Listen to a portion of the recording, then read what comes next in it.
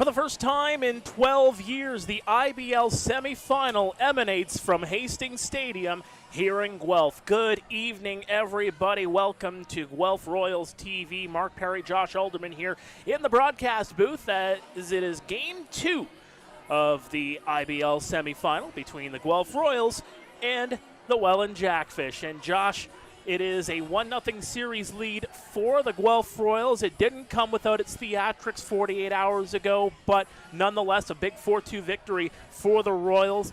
Undefeated in the postseason, but if we've learned anything about these Jackfish, especially in these playoffs, they don't respond kindly coming off a loss. They are comeback kings, and it's a beautiful night here at Hastings, but already in batting practice you could see the Jackfish are just mashing it. They're sending it over the fence. A couple of them probably out towards Kathleen Street. They are really looking intense. They're looking locked in tonight. One bat that they are going to be counting on is Grayson Barrett. Came in late in game 1, comes in as the DH in game number 2, and a guy that has really had the Guelph Royals number whenever he steps into the batter's box this season. You look at his stats from across his appearances versus Guelph. 6-13. He's got a .462 average against them, 8 RBIs this season. And it makes sense why Brian Essery would want to put him into tonight's matchup. I mean, he's replacing Ethan Hunt, who has 3 hits and 5 strikeouts across 6 games versus Guelph this season. It's a smart move, and this is a must-win game for the Jackfish. And it's a similar situation to what they dealt with in round 1, losing a close game to Kitchener in the opening game of round 1. Coming into game 2, Ethan Hunt swapped out, Grayson Barrett swapped in, and the Jackfish never really looked back, scoring 41 runs in 3 games to eliminate the Panthers to advance to the semifinal. We're going to have a quick break because we got anthems coming up. When we come back, we got some baseball here at Hastings Stadium. Don't go anywhere. This is Guelph Royals TV.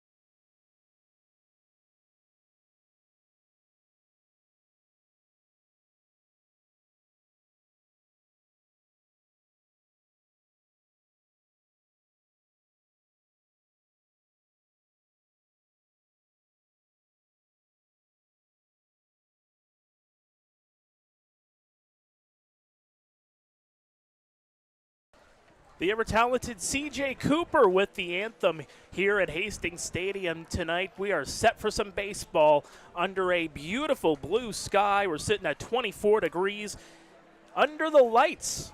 Sunset is due in about an hour and a half, so we still got some daylight to work with here. But let's take a look at the lineup for the Welland Jackfish.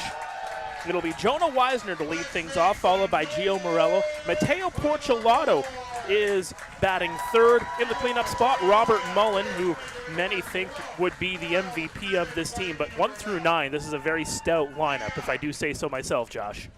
Ooh, couldn't have said it better myself. Both of these teams have put together arguably the best lineups possible. 5-hole hitter is going to be Jake Sanford, followed up by first baseman Steve Moretto, Grayson Barrett in the DH spot, as you mentioned, Mark.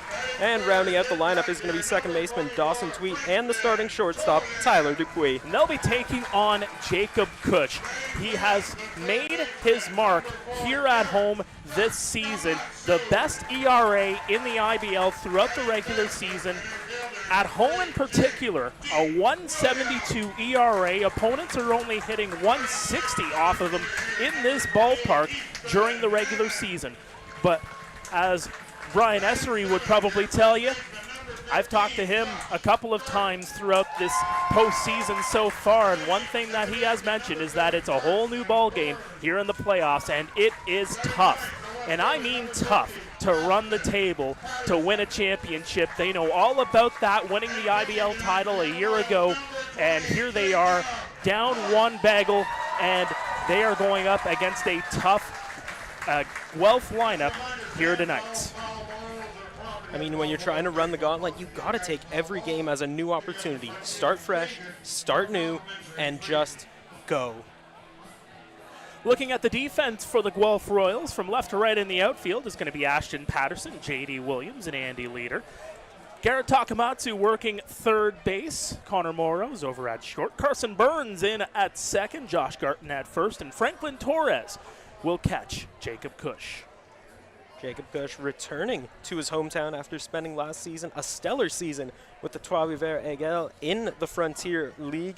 This season, all across the regular season, a league-leading 1.47 ERA across 67 innings pitched, 5 wins, 2 losses, 81 strikeouts, and so far this postseason, a 3.6 ERA. Words are tough, but Jacob Cush, he is even tougher across 5 innings pitched, 8 strikeouts, and has only given up 4 hits. And it shouldn't surprise you with the low score line in game number 1. These are the two best pitching staffs in the IBL. Guelph, a 3.07 ERA during the regular season.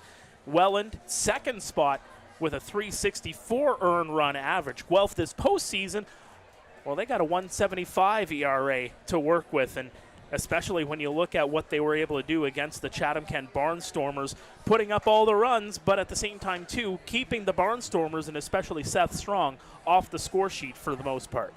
If you look at the regular season stats in terms of runs, earned runs, hits, and strikeouts, the Guelph Royals lead the league in every single one of those categories. This is just a formidable pitching staff from front to back. Even their bench players tonight, their bullpen, are as solid as you will ever see here in Guelph. Well, you talk about stout and you talk about strong.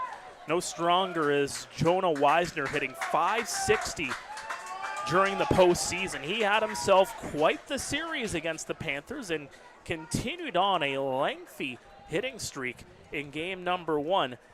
Looking to get on the board here in game number 2 and get the Jackfish off on the right fin.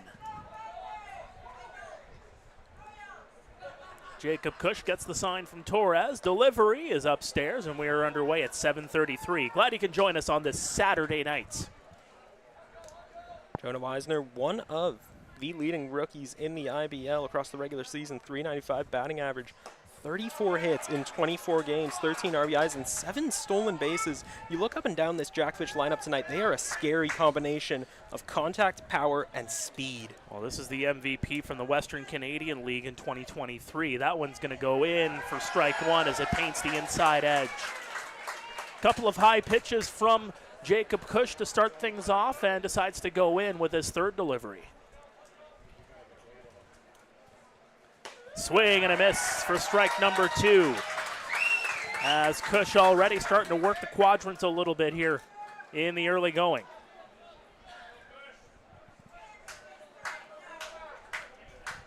Got a packed crowd here tonight. The side as the camera gets knocked off. Oh no! And it was our active camera, so that's going to be something to watch. Rewind that, folks. Yeah, that's like one of those TikTok videos and those scare jumps. I was a little nervous. I'm like, all right, it's fouled back. I can see it coming. And of all the boom. cameras, as that one's going to be fouled off. Of all the cameras, why the home plate camera? Well, this is why we got to invest in. Well, we have the cameras to do it to get a center field shot, but in behind that fence you have exhibition parks, so you kind of risk the whole, you might get a expensive piece of equipment stolen. So if you do want to volunteer with us in 2025, please do, as that one's going to be cued into left center field. Weisner circling around, and he's going to hold off for the single. Almost tried for 2 there. Really gunning for second, but once that throw came in from JD, he had to turn on the brakes, head back over to first. Arguably the best choice he could have made. JD Williams has a cannon of an arm. Probably would have got him out at second, but that's going to bring up the two-hole hitter, center fielder, Gio Morello. And Gio Morello, the former Brantford Red Sox, the leader on this Jackfish team, as our queuing up to bunt was Morello, but Torres holds off. Our video stream director had to go fix that camera, so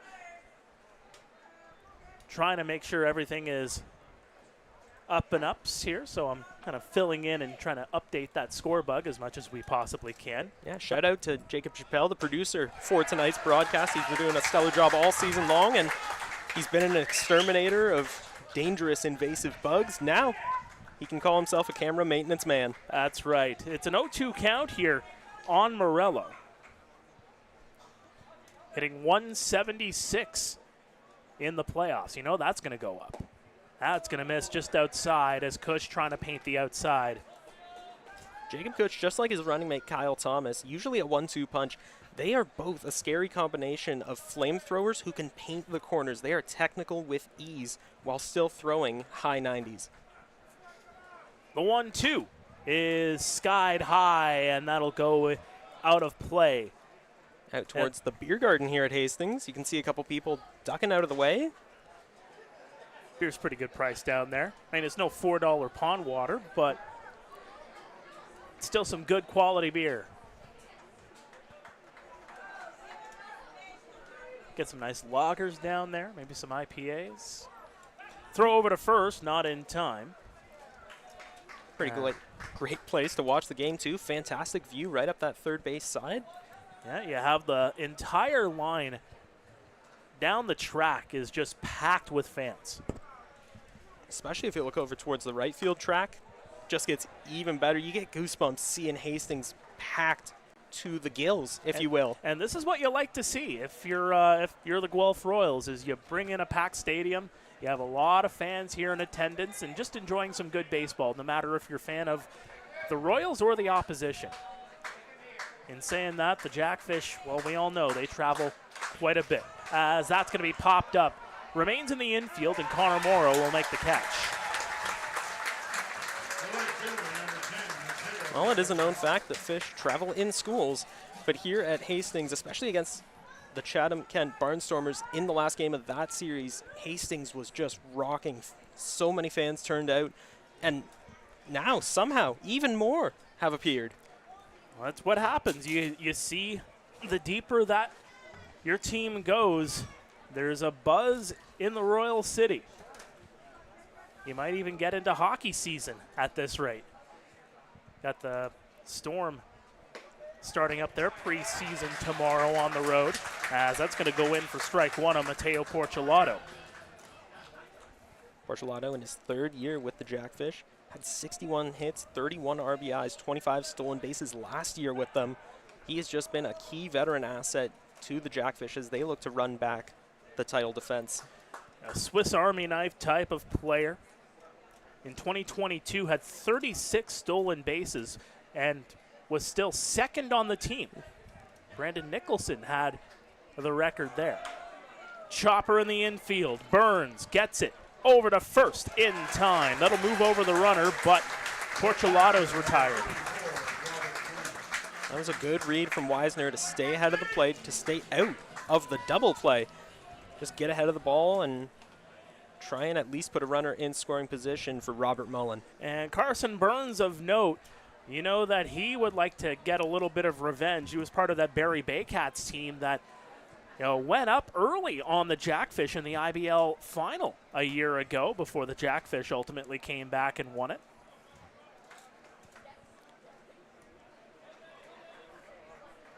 Robert Mullen, now the batter. He's got a couple of rings to his credit. Won a ring in London in 2022. Had a stellar year, 56 RBIs, 15 home runs, 83 hits with the majors that year, and he's got the ring to show for it. Yes, he does. And conversation happening between the battery mates and the home plate umpire. David Phillips is calling the balls and strikes, and behind home plate, Mike Kinnear is over at first. Jeff Rose is the crew chief. You see him approaching the trio on the hill here right now. Rose working third base, and now there's going to be a conversation here.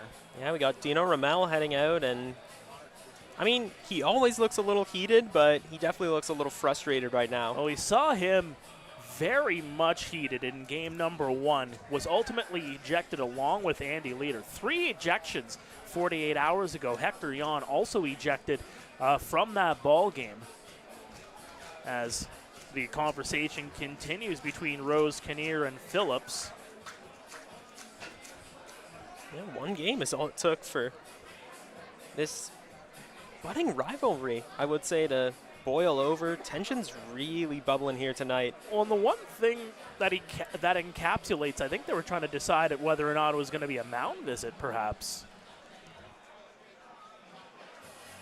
But you take a look at the regular season, I think it really encapsulates Guelph in a nutshell and how they have done during the regular season. A couple of tough losses to the Welland Jackfish early on in June. But July is really where they started to turn a new leaf, and still losing their final 3 games head-to-head. The Jackfish, of course, swept the season series 5-0.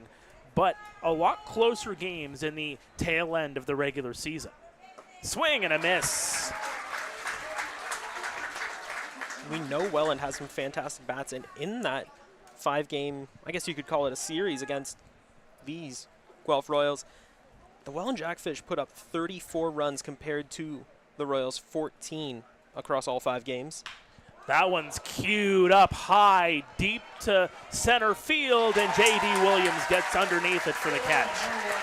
So they strand a runner, remains no score as we head to the bottom of the first. Stay with us. This is the IBL playoffs on Guelph Royals TV.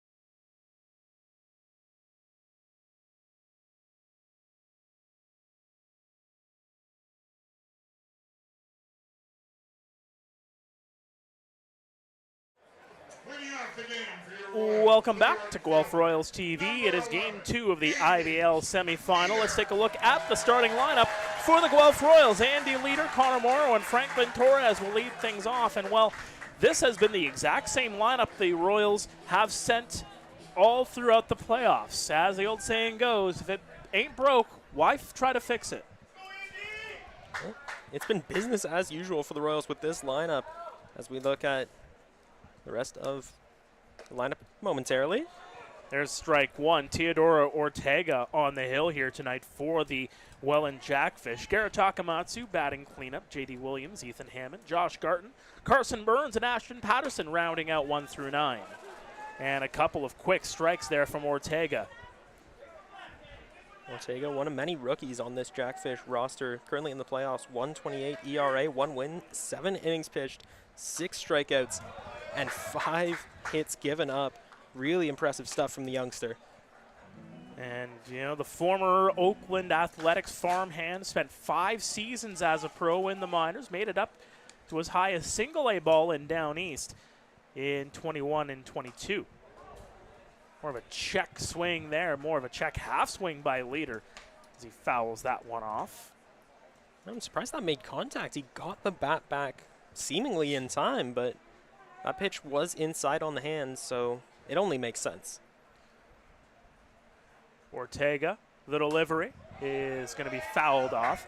Ortega got the start in game number 2 against Kitchener, came in and had an absolute stellar ball game. 6 strikeouts through 7 innings, only gave up the 1 run that came back in the first inning of that game, only gave up 5 hits. Misses way outside there.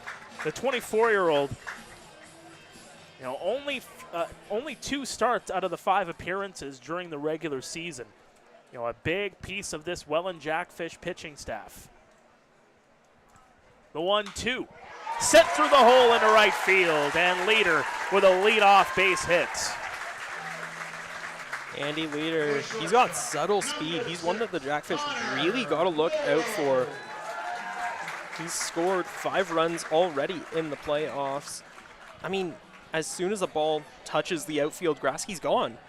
He may not look it, but that compact athleticism, he's got it all.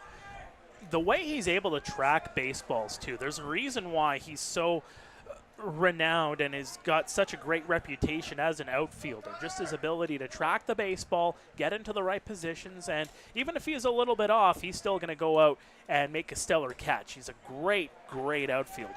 He's not a 3-time All-Star for nothing. Spent 6 seasons with the Kitchener Panthers, was the mainstay in center field for the most part. Moves here to Guelph, gets the spot in right field, and he's picked up from where he left off. Connor Morrow now the batter. Watches that one go downstairs. Morrow 3 for 5 in game 1.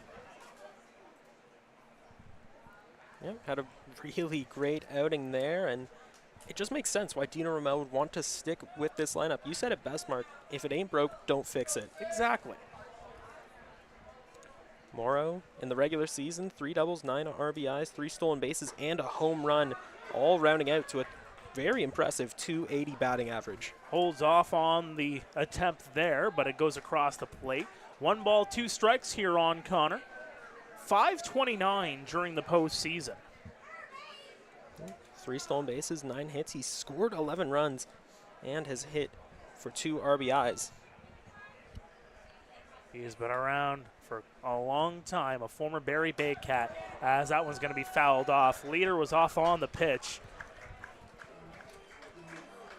but he'll have to trot back over to first. Morrow, his 6th season in the IBL, was the Rookie of the Year in 2016 when he was playing for the Barrie Bay Cats. 3-time IBL champion. It's a part of that 6-peat in Barrie just before the pandemic. He brings a pedigree, a reputation with him here to the Royals. They're going to try and pick off Leader. No dice. Well, they're keeping an eye on him. They know Leader can run. Definitely a stolen base threat over there at first base right now. Nobody out. Remains a 1-2 count. The delivery popped up high. Moretto gets underneath it, and he'll make the catch.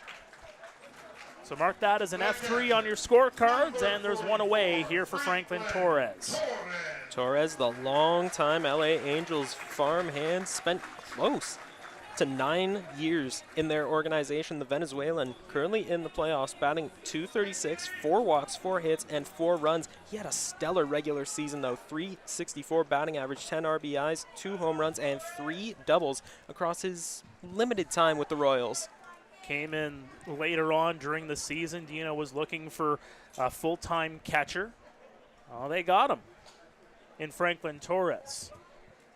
Ortega, the delivery is going to go across for strike number 1. The defense looks like this for the Welland Jackfish. Jake Sanford, Gio Morello, and Mateo Porcelato from left to right in the outfield. Jonah Weisner, Tyler Dupuis, Dawson Tweet, and Steve Moretto from left to right in the infield. And Robert Mullen is catching Ortega. The delivery is going to go across for strike 2. One other thing on Ortega, you go back to that game against Kitchener, got through 7 innings in that one, just 86 pitches. He was stellar, but he was also very much conscious of his pitch count and, got a lot of quick outs in that one. That was going to miss inside. So in looking at that, it really is, incumbent on the Royals. One thing that they're probably going to be looking at going into this ball game is get a lot of high pitch counts in your at-bats, battle, fight, and get that pitch count up a little bit earlier and see if you can get into the bullpen, which, all due respect to the Royals, it's basically pick your poison because they got guys coming out of the bullpen that throw just as much heat. Yeah, a very, very scary bullpen tonight for the Royals. And, yeah, I like what you said there, Mark. The goal has to be obviously put runs up, get up early and try and hold on to it with your stellar pitching, but get Ortega out early. He's technical, he's ruthless, and he just loves those quick outs. He doesn't waste time. No, he does not. And this is what we're talking about here because this is it's got the makings of being a high pitch count at bat here. It's had a couple of foul balls, has Franklin Torres. The 1-2. That's going to be sent out of play, and we continue on with a 1-2 counts. Ortega already up to 17 pitches this inning, so far, just based on a half inning's work, the Royals, it's mission accomplished. They just want to run it up as far as they can go, and with hitters like Franklin Torres in the lineup tonight, I'm not saying that it's achievable, but hey, knock on wood. The 1-2, skied high, and that's going to be playable. Morello gets underneath it. He'll make the catch. And that was a big connection there by Franklin Torres, but just got underneath the baseball. Not quite enough power to carry it over the fence. Had the height, had the speed to it, but yeah, just got underneath that one. That's going to bring up the 4-hole hitter, third baseman Garrett Takamatsu. And Takamatsu coming into this ball game, hitting .353 during the postseason. In his playoff career with the Maple Leafs, where he spent a few seasons, hitting .269 in the postseason. The delivery right across for strike 1. Garrett's going to be one of those guys that you need to count on in these kind of situations. He has really been Mr. Reliable across the regular season and the playoffs for the Royals. 40 RBIs, 12 doubles. He's just been Mr. Reliable. He's a guy that you can count on, and it just makes sense. Another guy where it just makes sense that they're in the lineup tonight. Takamatsu, a former IBL MVP, was the Rookie of the Year in 2018 when he was a member of the Leafs organization. Won that MVP in 2021, helping the Maple Leafs get to the IBL final. 1 ball, 1 strike. The delivery missing, and Leader's too far off the bag, and he got him. Leader was a little bit far away, and Ortega gets it to home, and Mullen does the rest. They pick off Leader. Garrett Takamatsu will be due up for the Royals in the bottom half of the second inning. But for now, we go to the top half of the second. Stay with us. This is Guelph Royals TV. No score between the Royals and Jackfish.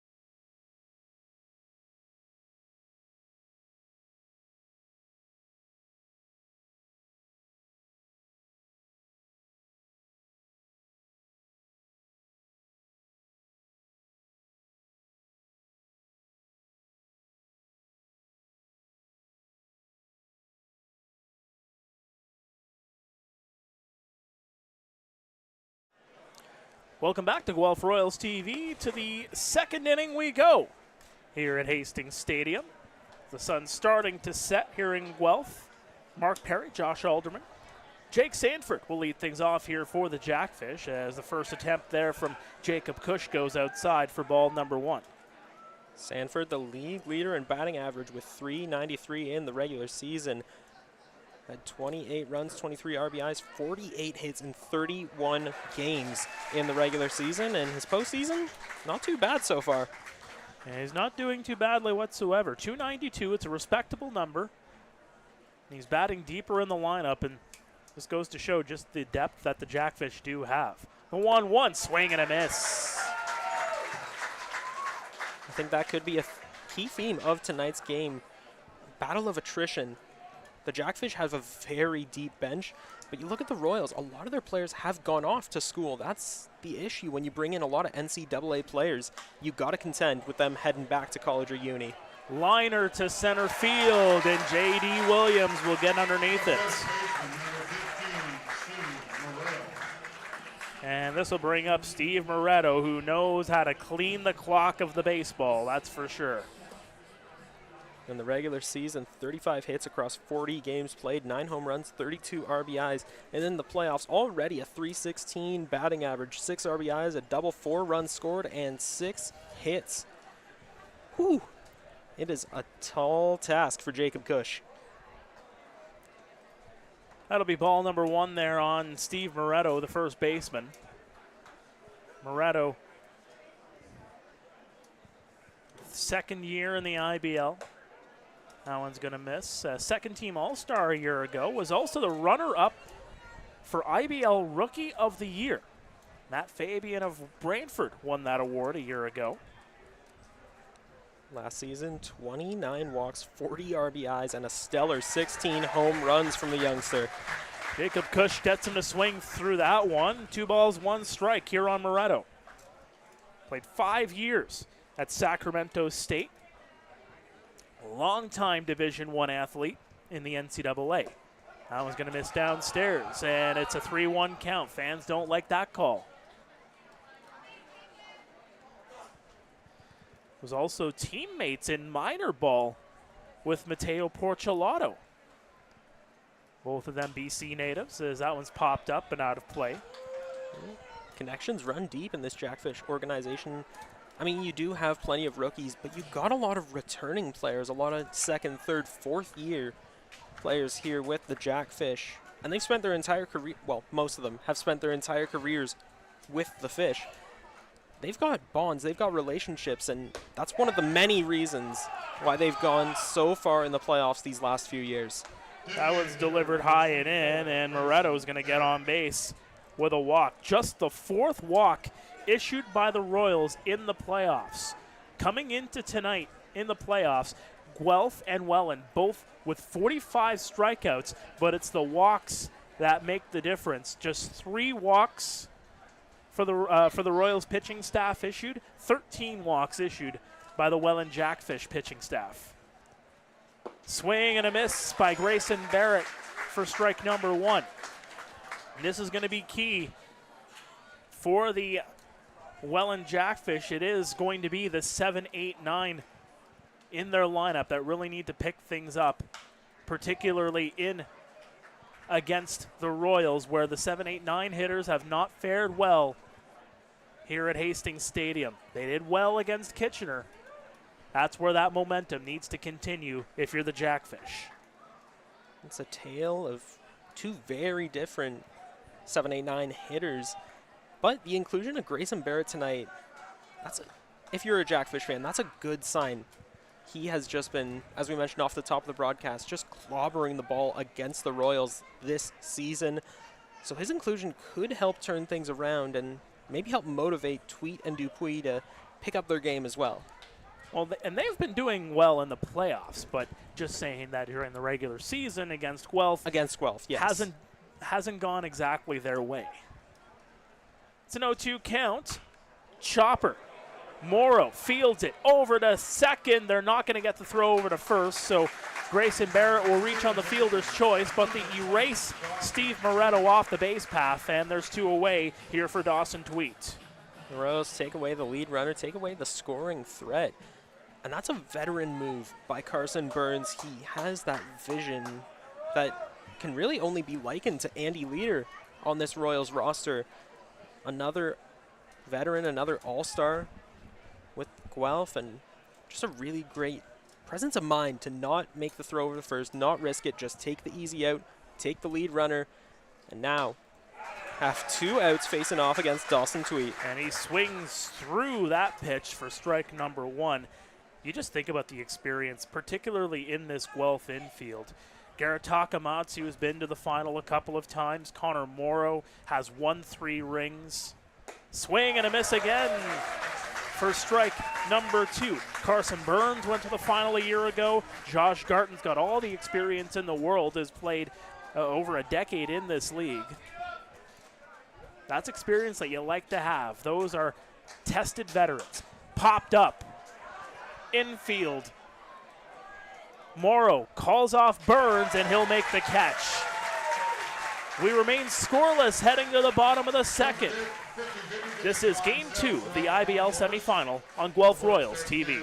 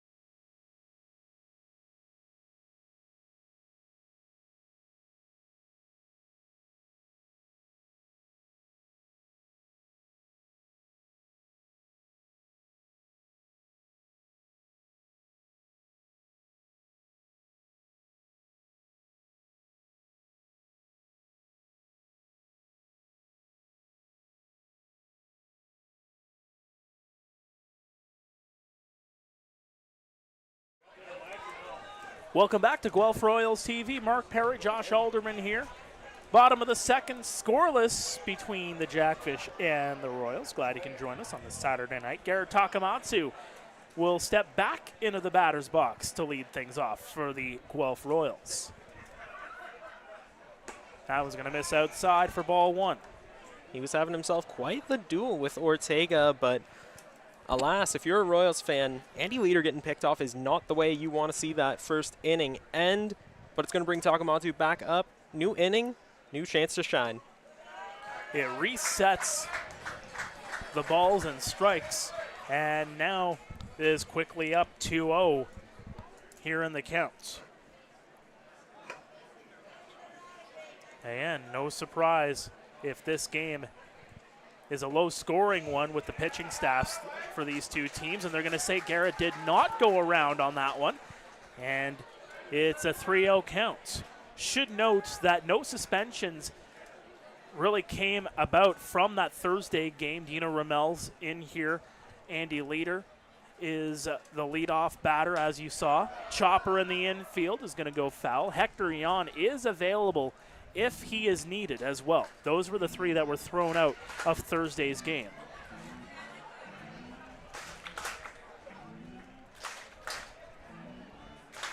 As the fans get loud here at Hastings Stadium.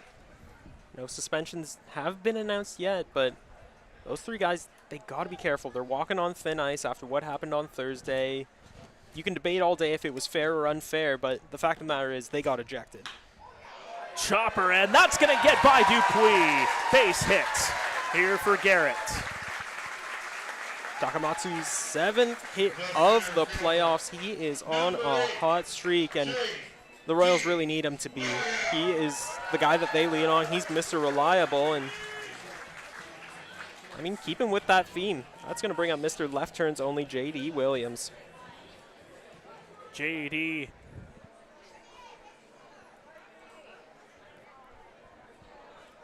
was 1 for 3 in Game 1, hitting .200 during the postseason. Looking to go like NASCAR and make a few left turns here in this ball game, as that's delivered in for ball 1. Additionally, in the first game of the series, 2 walks and 2 strikeouts across what's been officially quoted as 3 plate appearances. I do believe he got hit by a pitch at one point. That'll be foul back. Hits one of the poles in behind home plate. Didn't knock the camera off, thankfully. Not this time around. Those that are just joining us. Yeah, sorry about the jump scare for those who have been sticking around. But we're glad you're still with us here on this Saturday night, more and more under the lights, as that one's going to miss outside. Officially sunset scheduled for 7:57. Still got a little bit of daylight to work with, but we're mostly under the lights now. 2 balls, 1 strike here on JD. Skied high into the outfield. Morello will get underneath it. He'll make the catch in right center, and there's 1 away. Oh, with JD retired, that's going to bring up the young buck, Ethan Hammond. He has fought his way into the lineup starting on Canada Day. He just had a phenomenal outing, has not looked back since here in the postseason. .367 batting average, 3 RBIs, 5 hits, 5 runs scored. He is a name to keep an eye on for the future. Just 24 years of age in his 3rd year in the IBL, was a second-team All-Star in 2022. The alumnus of the Dieuville Spartans. That one's sent down the line. That'll go way out of play. And yes, Hammond's really earned his time whenever he's been making appearances, hitting .357 on the postseason. Coming into the year, or rather this season, that .304 average, that's been bumping up. He's been roughly around a .300 hitter throughout his IBL career. The 0-1, that's going to go across for strike 1. Coming into tonight, for his IBL career, hitting .310 on average. So, again, that is another respectable average to have if you're Ethan Hammond, and it's definitely going to get you a number of plate appearances. Leo 2 misses down under the knees. He had a phenomenal regular season as well. .304 average, 6 doubles, 11 RBIs, 4 stolen bases, and despite being just so young, so new to this league, he's batting like a veteran. He's got phenomenal field vision. He can read the ball right out of the pitcher's hand. He's got 18 walks in the regular season, and he just keeps adding to that total as the games go by. That last pitch just missing on the inside. Was right around belt level there on Hammond, but David Phillips says that's a ball. Couple of looks over to Garrett on first. The delivery, chopper. Dupuis gets to it. He'll get the lead runner, but there's going to be no throw over to first. They'll get one, but not the other. Hammond reaches first on the fielder's choice. Number 15, Josh. Hammond was really gunning it up first. He wasn't going to turn that double play. He wouldn't allow it to happen, and he was about halfway into right field before he stopped and turned a bit around, went over to first base. But yeah, Takamatsu, the lead runner, retired, so still a runner at first, just it's Ethan Hammond now. Tyler Dupuis with a great play and just good recognition as well. It was a tough play to make on the run. but he is able to have the wherewithal to get it over to second base. There's somebody there. Would have loved to turn a double play, but that's just a good heads-up play. Launched into right center, all the way back, and it's going to get to the wall. Circling around third is Hammond. He is thinking home. He gets the green light, and the hands are going to go up. Gio Morello, I believe, was calling that it went either over the fence or it hit the top of the fence as it was coming down. He was waving the whole time as soon as it went towards that yellow plastic stripping on top of the fence. Well, if it hit the yellow strip, would that just be a ground rule double then? I believe that's what they're going to call it as. They're going to call it a ground rule double. Second. Hammond has been moved back to third base. As soon as I saw Gio Morello starting to wave around, he wasn't going after the ball. I thought very quickly, what the heck is he doing? Well, you saw it drop there, because if it hits that black fencing in any way, that's a home run. Yeah, but it hit the ground first, then hit the top of the fence. So I believe they are going to call it a ground rule double. So the Jackfish come out on the better end of that one because, well, that would have allowed Hammond to score easily from third base.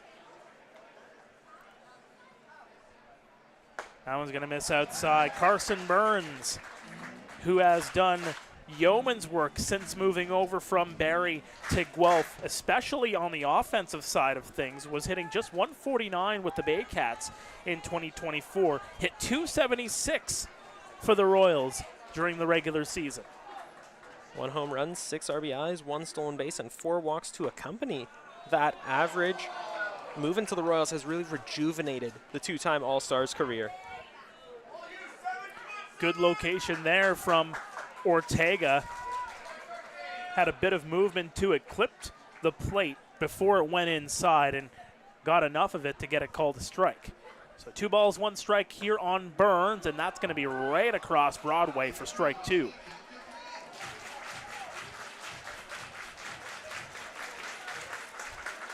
So runners on second and third here in the second. The fans in full throat here at Hastings.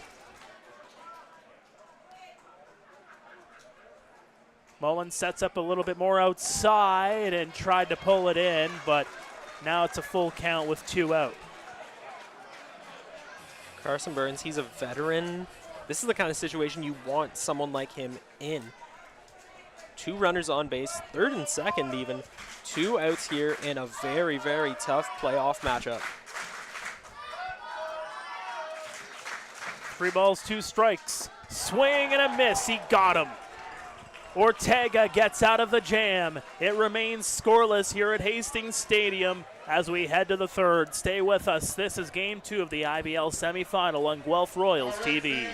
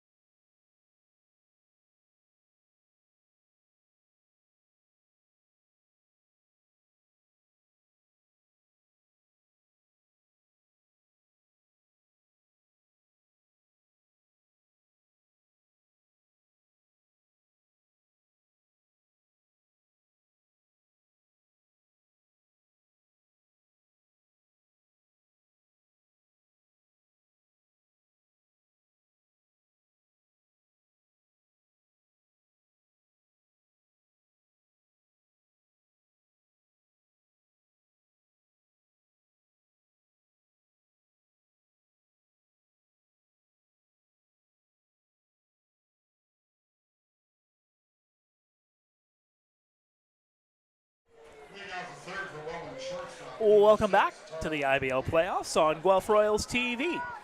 To the third we go. It will be Tyler Dupuis, Jonah Weisner, and Gio Morello due up here for the Welland Jackfish. The Guelph Royals with a 1-0 series lead in this best-of-5. Winner will move on to the best-of-7 to decide a championship.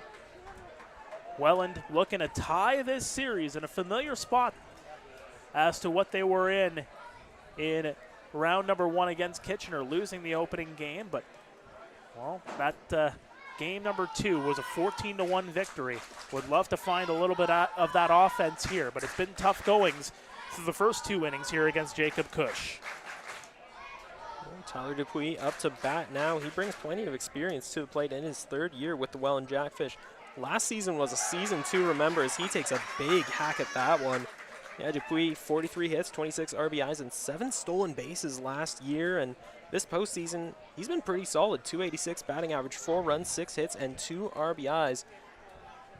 He's been pretty solid, and we mentioned off the top of the broadcast that the bottom of the order has really struggled against the Royals this season. Dupuis hasn't really seemed to be struggling at the bat against any other team. The St. Catharines native, the 2-1, inside 3-1. Dupuis, they call him TD6 over at the pond. A golf management major at Methodist University in Fayetteville, North Carolina. Actually broke his thumb as he was trying to get another shot in the Frontier League. That one's going to go across for a strike. With the way that he's been playing, particularly on defense, as a member of the Fish, you have to imagine that his time is numbered in the IBL, and he'll get that call back up to the Frontier League at some points. The 3-2, swing and a miss, he got him. First strikeout of the ball game for Jacob Cush, and there's one away. For Cush, that's his 9th K of the postseason so far. And this has really been a very interesting battle of pitchers. Cush, he's a flamethrower, but he paints the corners with ease. Ortega is very technical, very efficient, very quick with his pitches. So you got someone who throws heat and can paint the corners, and you got someone who's very regulated, very structured, a field general, if you will. Jonah Weisner watches that one go across for strike 1. Again, painting those quadrants. That's what Jacob Cush can do. The 0-1 upstairs. Trying to work outside, then inside, and trying to get all those locations covered. Weisner, a source of many runs for the Jackfish in the regular season, scored 15 himself and cashed in 13 in the regular season. Swings through that one for strike number 2. Weisner against Guelph this year, 3 for 8, had a home run and a pair of ribbies, and was deadly in round number 1 against Kitchener. The 1-2, swing and a miss, he got him. A pair of swinging strikeouts for Jacob Cush here in the 3rd. That'll bring up Gio Morello, who flew out to the shortstop his last time up. Well, ever since I've joined the Royals broadcast booth back on Canada Day, I've started to recognize that there's a pattern to Jacob Cush games. It takes him an inning or 2 to really get settled in, to get started, but once he gets in his groove, starts throwing his best stuff, he'll go probably another 5 innings from there. He is just phenomenal when he turns it on. That's going to go across for strike 1. Jacob Cush, as you mentioned, his first IBL season, spent 2021 and 2022 in the NCAA with the Missouri Tigers. Swing and a miss again, strike number 2. And he's really starting to feel a bit going for him here. I'm sure the capacity crowd at David E. Hastings Stadium is certainly doing him a couple favors. They are in full throat tonight. That one right at the knees, but just missing downstairs. 1 ball, 2 strikes here on Weisner. As the crowd will get loud again. The 1-2 missing, and it's a 2-2 count here on Weisner. And again, a very patient player. was with the Quebec Capitals when they won the Frontier League last year, working on his master's in forensic psychology. The 2-2 popped and out of play down the left field side, pretty much near the beer garden. Yeah, just about. Though it looks like, Hey, if there's an empty cup out there, you might be able to try to catch a baseball with that. well, with the Although amount they're of made of plastic, you might crack it. yeah, with the amount of kids here tonight, you got to imagine there's going to be a lot of free freezies handed out. Absolutely. The 2-2 in the infield. Morrow over to first in time. A 1-2-3 inning, including a pair of swinging strikeouts for Jacob Cush. To the bottom of the third we go. Bagels on the scoreboard. Jackfish and Royals. This is the IBL playoffs on Guelph Royals TV.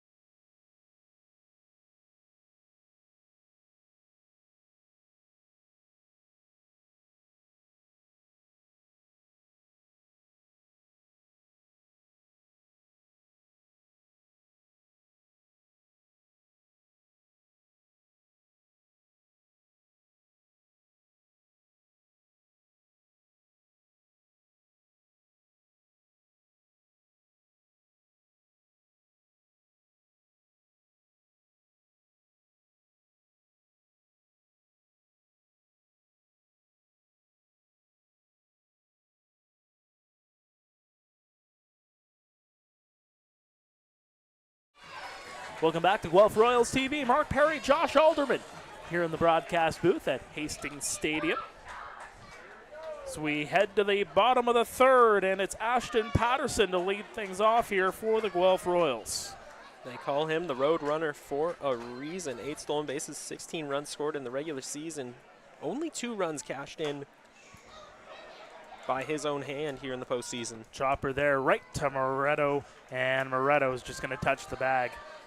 You can tell the difference between a regular season and a playoff matchup, although I'm not really 100% on the demeanor of a Steve Moretto and how jokey you kind of like to be. During the regular season, that's one of those where you just stand in front of the bag, have a chuckle with the guy, Ashton Patterson, tag him, and off you go. But right there, Steve Moretto. All business. All business. So 1 pitch, 1 out for Andy Leader. Hold off on the swing. They appeal over to first, but they're going to say he did not go around, and that'll be ball 1.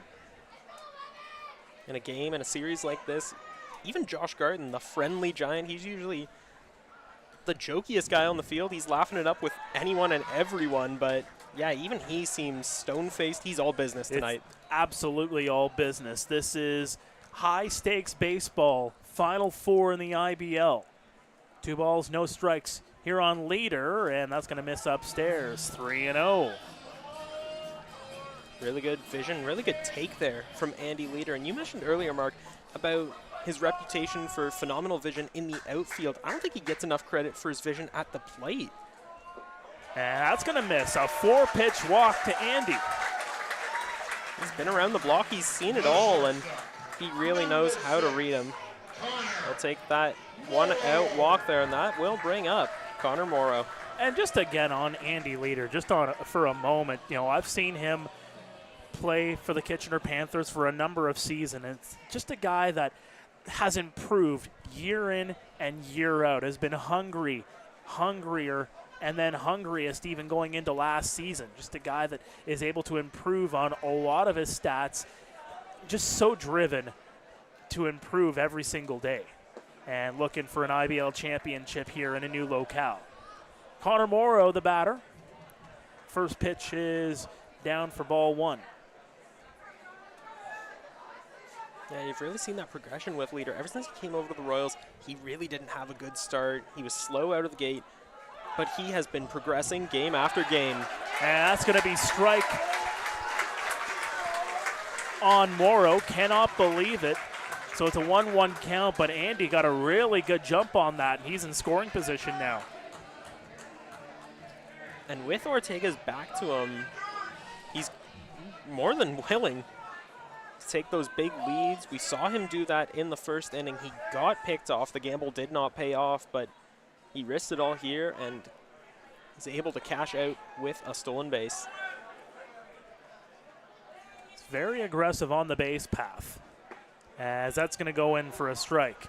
You saw it on that pickoff in the first inning, just a little bit extra off the bag, trying to get that extra jump, and that's what you're going to get with an Andy Leader, is just being aggressive on the base path and see if he can get a couple of stolen bags.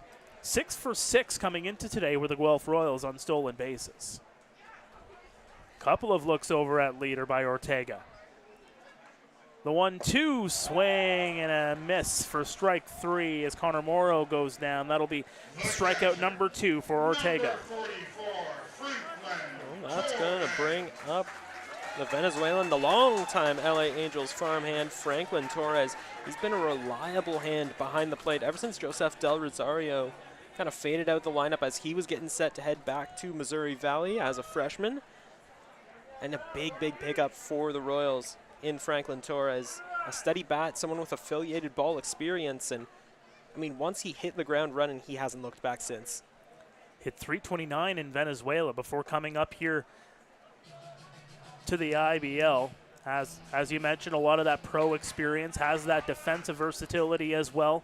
Yes, counted on to be a guy behind the dish. That's going to be his main role moving forward here in the postseason. But during the regular season, you saw him move around a little bit, in some of the other positions here for the Royals. Counted on to do a number of different things for them. Well, that just goes to showcase his versatility. He's a 5-tool player in more ways than one. Just that adaptability. He's naturally a catcher, but has really been able to move around, and someone the Royals want to hold on to for the future. The 1-0 is going to paint the outside edge for a strike. You mentioned it, an LA Angels farmhand, was a free agent signing for the Angels in 2013. Spent several years in that organization, made it up to AAA in 2021. Ortega gets the sign here from Mullen. Couple of looks over. The delivery is going to miss downstairs, pretty much into the dirt. 2 balls, 1 strike here on Torres. He flew out deep to center field his last time up.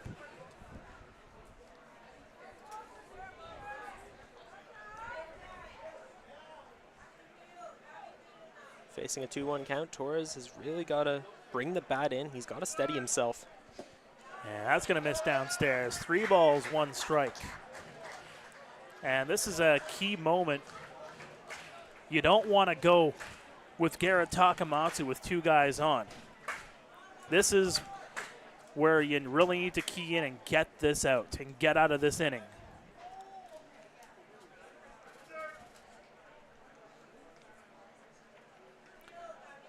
Ortega, the delivery. Chopper, and that'll be fouled off. Right in behind home plate. Torres really leaned into that one. He was trying to swing in a situation where he probably should have been a little more patient. Try to see if Ortega's going to slip, make a mistake. But now he runs the count full, 2 outs, runner on second here in the bottom of the 3rd. Ortega will get into his windup. The pitch. Chopper. That one is going to be grabbed by Wisner. Spin move over to first, not in time. Runners on the corners here with 2 away. A valiant effort there from Jonah Weisner, just not able to get with the speed of Franklin Torres down the line.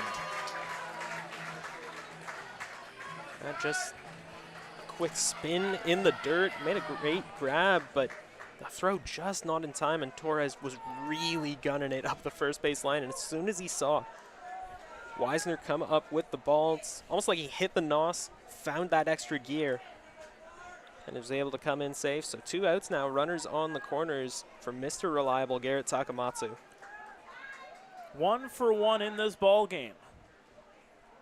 Ortega, and that's going to be fouled back.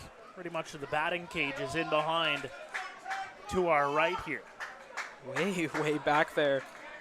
Maybe an unwanted souvenir in the hood or front windshield of someone's car. And maybe it goes through into the batting cage and somebody taking some hacks in there is hitting it by mistake. No balls, 1 strike here on Garrett. That one's going to miss downstairs, 1-1. Now, we've talked about his resume in the IBL. 6 seasons, has dealt with his fair share of injuries. Had to move up and down between Quebec and Toronto for a couple of years. Spent 3 seasons in the NCAA with Central Oklahoma. The 1-1. That's going to be popped up. This is playable. It's going to go down the line, and the catch will be made on the run there by Dawson Tweet to end the inning. So a pair of Royals get on base, but we remain scoreless as we head to the 4th here at Hastings Stadium. Stay with us. This is the IBL playoffs on Guelph Royals TV.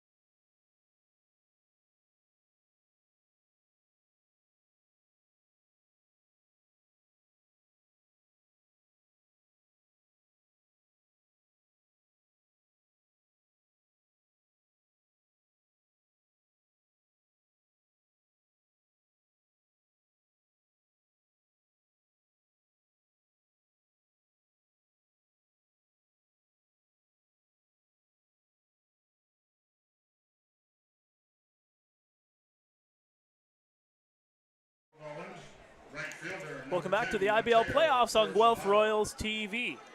Mateo Porcelado will lead things off here for the Jackfish. So glad you can spend your Labor Day long weekend with us.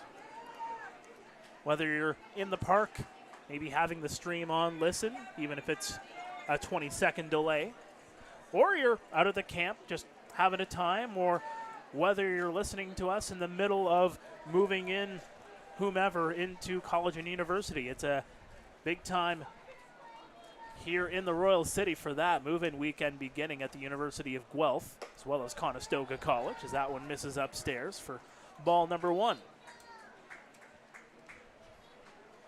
Jacob Kush, that was his 51st pitch. 35 of them have been strikes, but his pitch count has really been run up by the Welland Jackfish. We talked about that, well, what should be the strategy for the Royals against a pitcher like Ortega. But let's talk about the Jackfish. It's been the exact same story with them and Kush.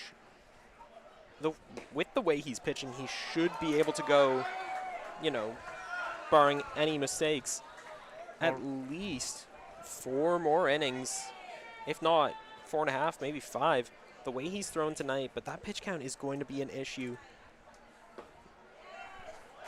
Absolutely. Well, 3 balls to lead things off. Gets one in for strike number 1.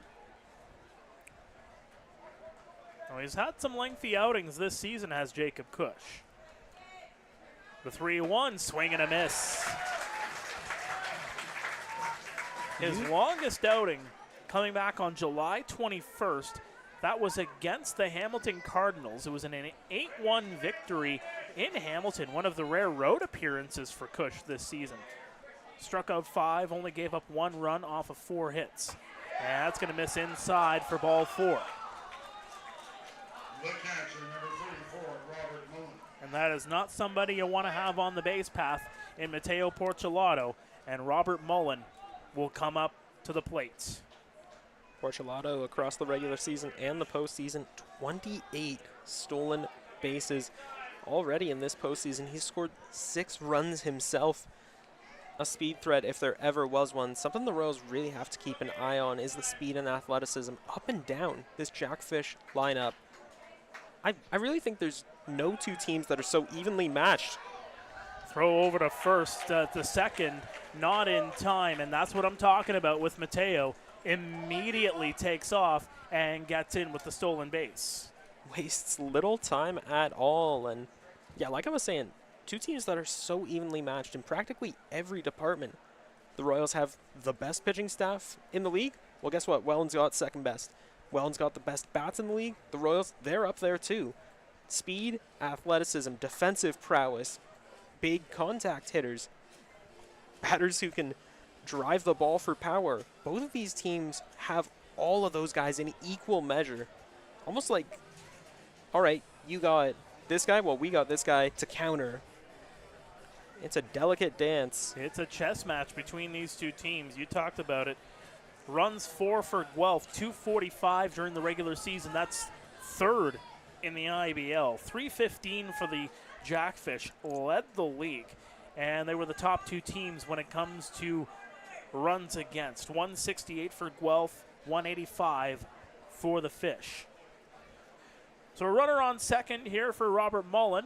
The delivery is going to be chopped down the line and into the sea of people down the right field side for strike number 2. Yeah, I really got to say, while the Jackfish fans do travel in schools, plenty of green and white attire in the crowd tonight, just so many Royals fans, the Kingdom turning out to support the home side. You just love, love, love to see it here at Hastings. The 0-2 is going to miss. Good protection there, good block by Franklin Torres to keep that one in front of him, or else Mateo was going to get for a free 90. Be curious about the aggressiveness going from second to third, although it's the old saying, the worst thing you can do, the worst thing that you can think of is that first or third out over at third base. Cush, the delivery, smacked into foul territory. I can understand trying to run first to second. Cush, his back is turned to you. Might not be able to react in time. But now you got a runner on second. Porcelato, he's got that speed, but now Cush, he's got his eyes on you. And yeah, checking 2, 3, 4 times on Porcelato. That one's going to be sent down the line, foul. And Porcelato was pretty much at third base by the time that ball dropped. 27 stolen bases for Mateo this year. That was first in the IBL. And just to put that into perspective, those 27 stolen bags, 9 ahead of Ryan DeSantos, who was second in the league in that category.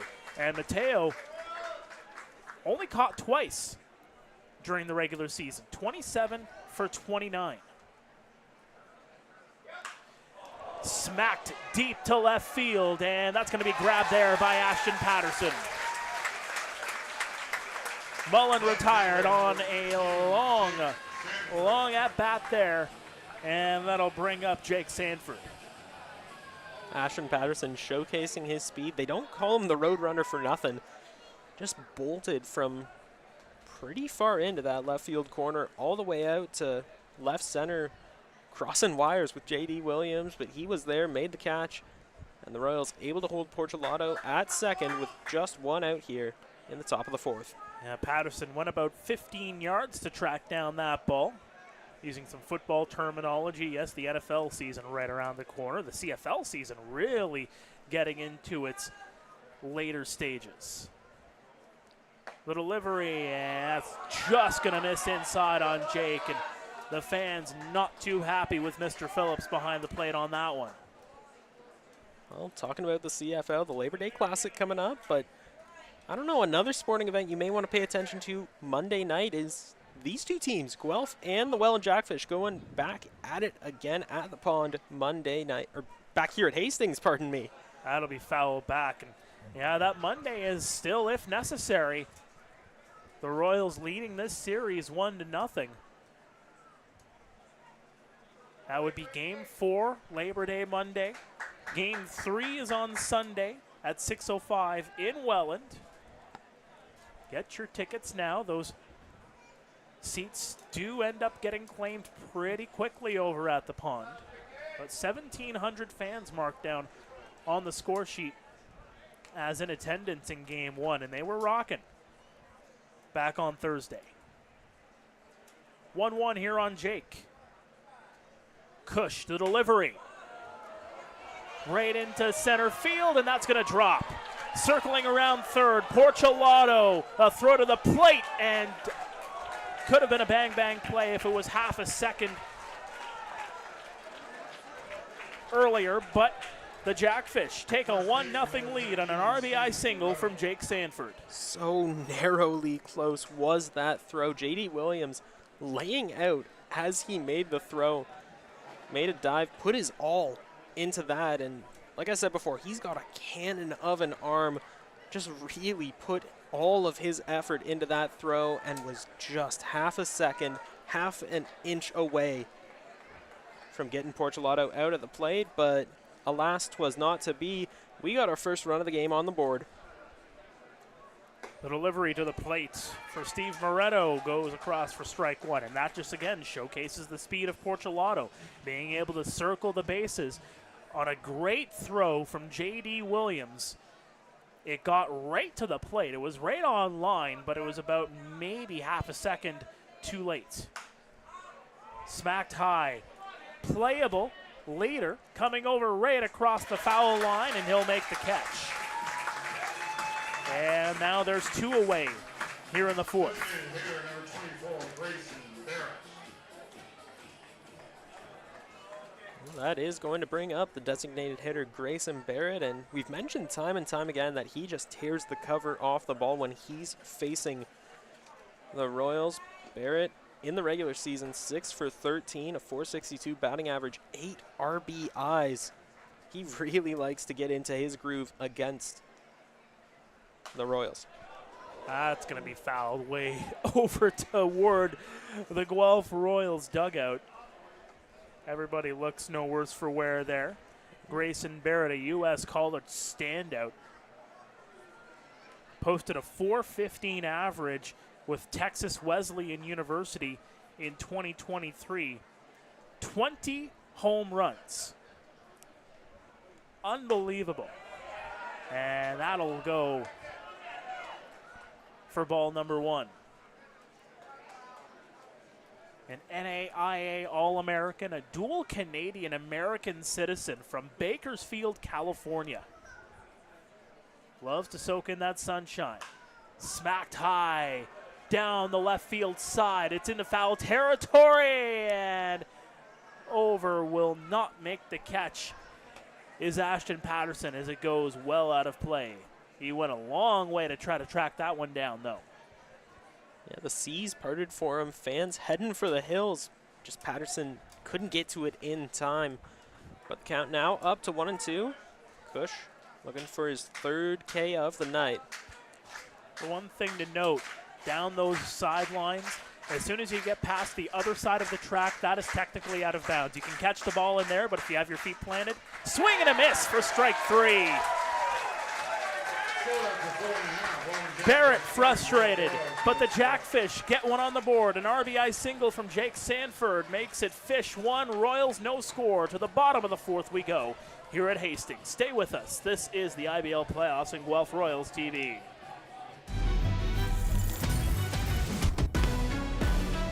Heard you looking for a hero. Well, look up. Yeah, I got the heart of a champion. If I get knocked down, I get back up.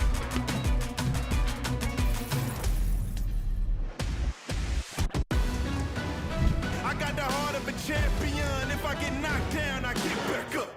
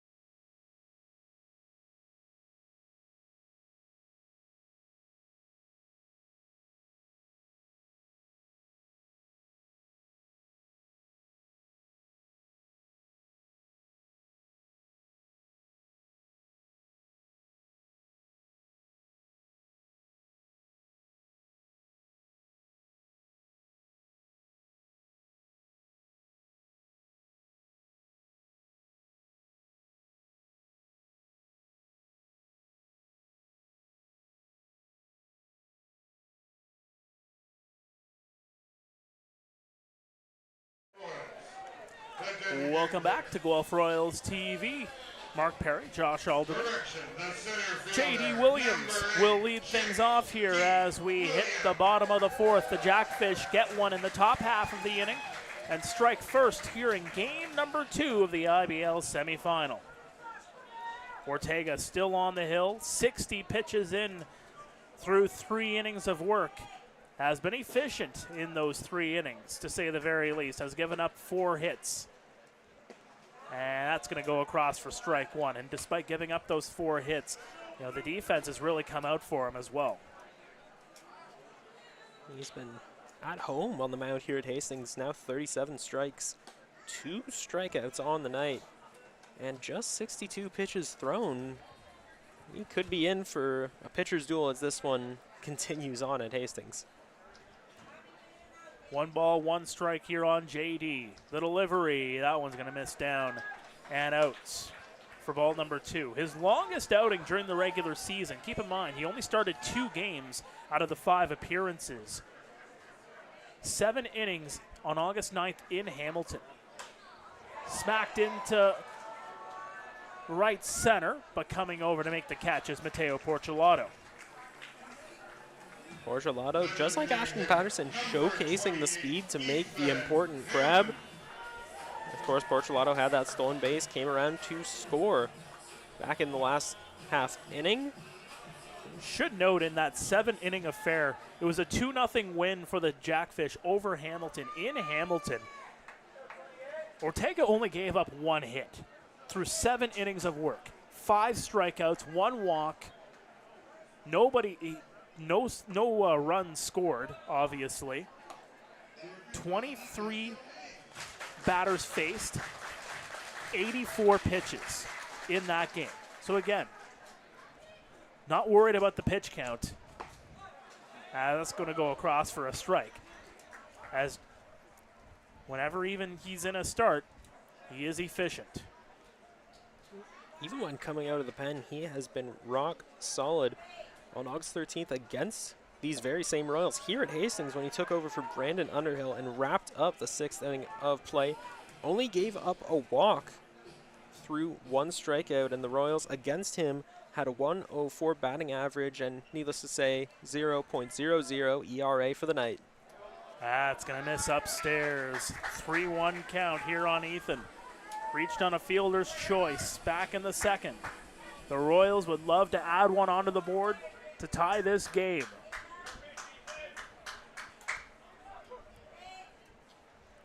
Ortega the pitch. Smack down the left field side. It is playable for Jake Sanford, but he's not going to get over there in time, and it'll drop about 2 feet foul. Couple more steps and he would have had it. Gave up on it a little too soon. He was gunning for it right out of the gate. Kind of lost it in the lights here at Hastings, but now we got a full count on Ethan Hammond, something you will see in most of his at-bats. The 3-2. That one's smacked. That's going to get down into right center field. Hammond circling the bags. He gets in with a stand-up double to get the crowd to their feet here at Hastings.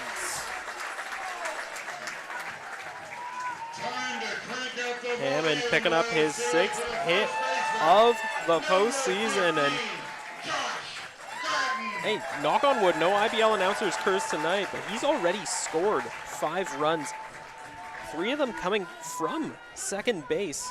Well, he's where he started at second base, and now with the mountain of muscle, Josh Garden up at the plate. Just one out here in the bottom of the 4th. Things could get interesting. Hit a home run in Game 3 in that clincher over Chatham-Kent. His first homer since June 19th in Toronto. So the schneid is broken, as that's going to go across at belt level for strike number 1, and the fans not thrilled with that one. Might have been a little bit above the belt, but David Phillips does call it a strike. Yeah, that one really could have gone either way. It was a tough call, but hey, like I always love to say, there's a reason the umps are down there on the field. We're up here in the broadcast booth. They're getting paid to do their job, and we're up here doing ours. Hey, getting paid in pizza up here at times.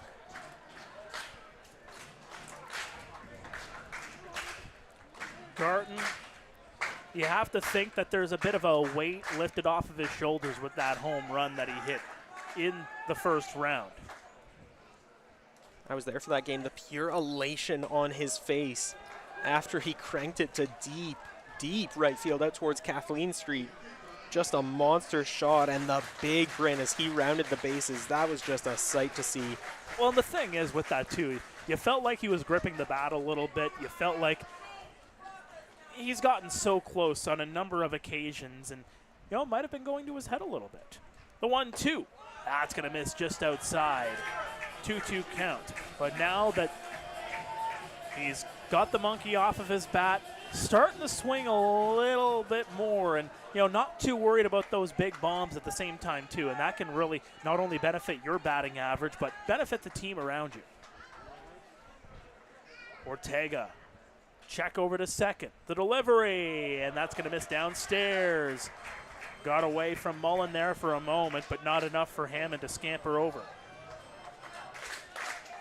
Yeah, despite being just 24 years old, Hammond, not just a veteran's mindset at the plate, but really fantastic ability to read the ball no matter where it is on the field.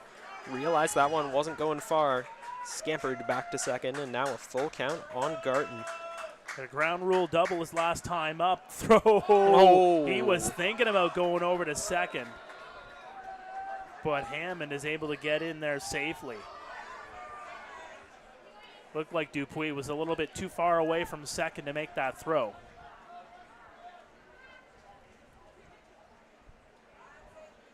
The 3-2. Down in the dirt, ball 4, and Garten will take the free 90. Yeah, something I've observed as this game has gone on, Dawson Tweet and Tyler Dupuis doing a lot of dancing out there in the middle infield. Anytime there's a runner over at second, they're jumping, they're taking shuffle steps over. Even when there's not going to be a pickoff attempt, they're really trying to psych out the runners, and you can't help but applaud that strategy. Hey, keep them guessing, as what they say. Carson Burns now the batter, struck out swinging back in the second. A big opportunity here for Mr. Burns. And watches that one go upstairs for ball 1. Burns, 9 RBIs on the season, including the playoffs. A double already in this postseason. That's factored into his 5 hits, and he's also got a stolen base, 333 batting average heading into tonight's contest. Had a late season vacation, comes back renewed. The 1-0, in for strike 1. Burns moved out of the way. The fans not too thrilled. But a good job there from Ortega with that location. Again, he's got that movement with his pitch. Just being able to locate it enough where it clips part of the plate, and it looks like a ball when it goes into the glove. And credit to Mullen as well. He's doing a great job of framing up the pitches, making it look like, no, it stayed in the zone. Don't worry about it. Really fantastic stuff from the Jackfish. Well, that's what you're going to get with a Robert Mullen, a big part of this team. Championship pedigree. And he'll lead that team behind the dish. Throw back, no, looked like he was going to throw back over. And it's interesting to look at this too. Getting into a territory where in some occasions you might start to think about, hey, is there going to be a balk called at some point? But just some good job there by Ortega, as that one's going to go across for a strike. Is able to fake the throw, keep the runner at second base guessing, and not get into that territory where you're going to end up being called for a balk. It's all about the movement. It's one of those situations that you really got to be careful in. And now, 2-2, 1 out, runners at first and second. That one's going to miss. Yeah, you got to tighten inside. It up. Now a full count against the 2-time All-Star. You would imagine Garden and Hammond are both going as soon as that pitch leaves Ortega's hand, trying to stay out of a double play situation. We'll see what the call is here as the Let's Go Royals chants erupts here from behind the grandstands. The 3-2. Swing and a miss. He got him. That is a big strikeout for Teodoro Ortega. 2 away here for Ashton Patterson.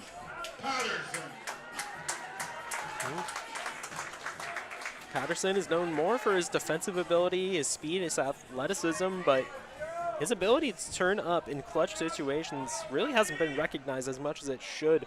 The Guelph Griffin, 13 RBIs across regular and postseason. He's come around to score 18 himself. He has been very, very reliable for these Royals. And that'll go in for strike 1 on the inside. Ortega's been really painting that inside edge quite well. He's been getting a lot of calls on the inside. Seems to favor it a lot more against righty batters. Well, it's that lefty-righty matchup right now. That one smacked back and all the way behind the grandstands. Yeah, like I was saying, sorry, go ahead. Quickly the count 0-2. Yeah, like I was saying, he seems to favor the inside a lot more against the righties, especially looking back on his past outings. But now in a lefty-righty matchup, he's implemented that exact same strategy and to great success here tonight. Ortega will get the sign. Set up more to the outside, but Mullen has to go back in and grab that one. Good block. And that'll be a ball. 1 ball, 2 strikes. Here on Patterson.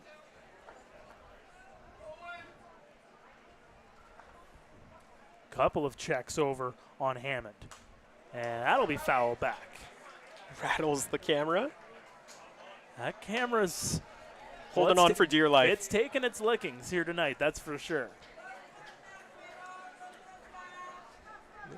To its credit, round of applause to the home plate camera. It has stood the test of time. It has taken a real beating tonight. Well, let me tell you, the advertising for that camera is going to go through the roof after the end of tonight, just on its durability.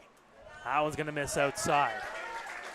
I don't know if you're too young for this, but you think about all those old school Nokia phones back in the day, early, mid-2000s, just made like bricks. Its durability alone is starting to rival what that camera's been dealing with here tonight. Yeah, camera manufacturer not sponsoring this live stream, but we will sing its praises. Built like a Nokia phone.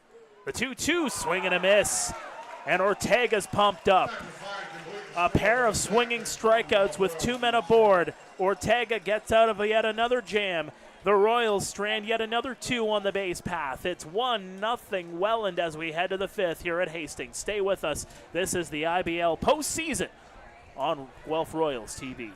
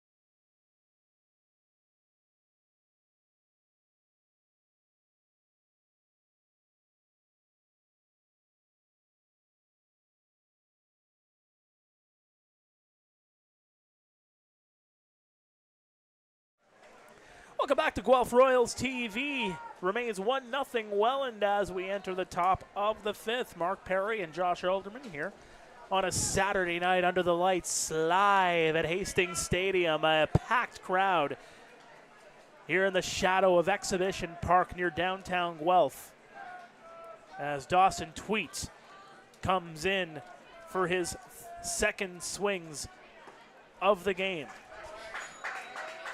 That'll be strike 1. Jacob Cush looking pretty cozy through 4 innings. Has only given up the 1 run. Up to 72 pitches now. That'll miss way upstairs. 51 of those pitches have been strikes, 3 Ks on the evening for him. And he's one of those guys where you're not going to see a lot of strikeouts, but he gets the job done. He throws heat, he paints the corners, he can really do it all. There's a big swing and a miss. Got to give a big shout out. The 10U Laurentian Junior Voyageurs from Sudbury in town for a tournament this weekend. Decided to crowd the front here at the grandstands. There's a swing and a miss for strike 3. Glad to have some northern content here at Hastings Stadium. And we would like to give a special shout out, if you're listening, to the young fella down in front right behind our home plate camera who did his best. He did his darndest to put the camera back up when it got knocked over. Hey, that's one of those Voyageurs guys, and let me tell you, that's northern hospitality at its finest. And I'm not just saying that because I'm a northerner. That one's upstairs. No bias, no preferential treatment. Hey, I'm a Timmins guy. Timmins and Sudbury, huge rivals in sports, kind of like Kitchener and Guelph. But I still, hey, a northerner is always going to be a northerner. It's a 1-0 count here on Tyler Dupuis. That one's going to just miss. Jacob Cush thought he had that one on the outside edge, but he just missed it. Yeah, I wasn't really liking that call, was Cush. And that's another one of those calls where it really could have gone either way, but with both of these pitchers painting the corners, going to the outside lines as often as they do, it's an occupational hazard. It's something you're going to run into through the course of a game. That was an occupational hazard as that one was fouled back, almost hit one of the 50-50 ticket sellers. Luckily, there's a fence there. Couple panes of real glass surrounding the bottom of the grandstand, just in case. Absolutely. The 2-1, swing and a miss. Evens the count at 2-2 here on Dupuis. struck out swinging back in the third. One of 4 strikeout victims in this game for Jacob Cush. The delivery smacked there, right to Connor Morrow. Over to first in time. Count that as a 6-3 putout, and there's 2 away here in the 5th. And the Royals are pumped. You could see Josh Garton was loving it. As soon as he caught it, stepped on the bag, made that out. Another big smile, pumping his fist. And the Royals Kingdom, they are out in full force tonight. They're also out in full throat, showing their support for the home side. Just cheers all night long, I should say. This will bring up Jonah Weisner. It's 1 for 2 tonight. That one's going to miss upstairs and outside for ball number 1. Led things off in this ball game with a single. Moved on over to second, but could go no further.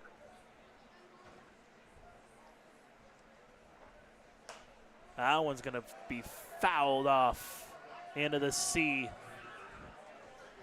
Over at the beer garden again. That's been a hot spot for foul balls tonight. No, they're going to be giving out beers and freezies out there. And of course, for those of you not in the know, it's a tradition here at Hastings. I say tradition, all baseballs are property of the Guelph Royals Baseball Club.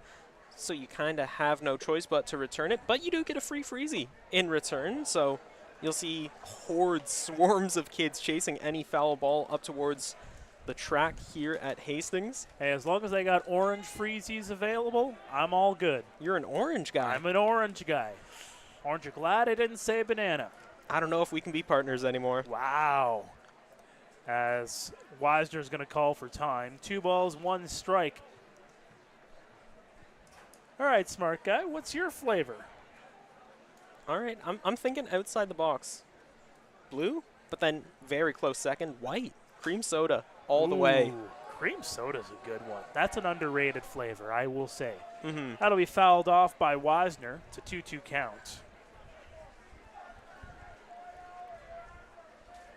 Is that your same flavor for Gatorade? I wouldn't have to say so. Yeah. All right. I think lemon lime. Okay. Very undervalued. Okay. I'll give you that. 2 balls, 2 strikes. Smacked up high. Remains in the infield. Connor Morrow will get underneath it. And that is a 1-2-3 inning. Cush is through 5. It's 1-0 Jackfish as we head to the bottom of the 5th. Stay with us. This is the IBL playoffs on Guelph Royals TV.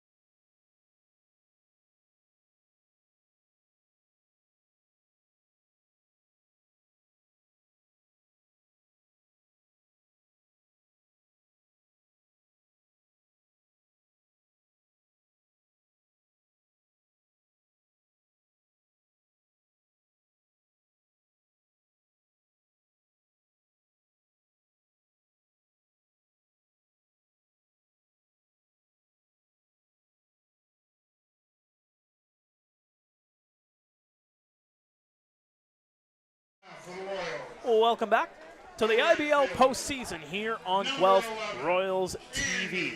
Andy Leader will lead things off here for the Royals as we hit the bottom half of the 5th. Mark Perry, Josh Alderman here with you. Leader has reached both times he has been in the batter's box, and he'll take on Teodoro Ortega, who is up to 88 pitches through 4 innings. Swing and a miss. Big hack there from leader. And that's the 51st strike thrown by Ortega tonight. Already 4 punch-outs. Looking to make it more, but leader, I mean, with leader, work's cut out for him. And that'll just go inside. All 4 strikeouts from Ortega tonight have been swinging strikeouts. So no questionable calls around the plate. It's been, you swung through it. No doubt about it. As that one skied high. It'll remain in the infield. Dawson Tweet will get underneath it. He'll make the catch. That will bring up the shortstop, Connor Morrow. Number 6. Been around the block a time or two. There was a conversation during the break between Connor Morrow, Andy Leader, and Dino Ramel as they were going over a bit of strategy on how to approach Ortega in this inning. Well, with Leader out of the equation, you have Connor Morrow stepping in here, and I'll be curious to see how he approaches this at bat. That one's going to go way wide for ball 1. What I was thinking in that conversation is, hey, Andy, if you get on, think about scampering over to second and maybe would drop a bunt down.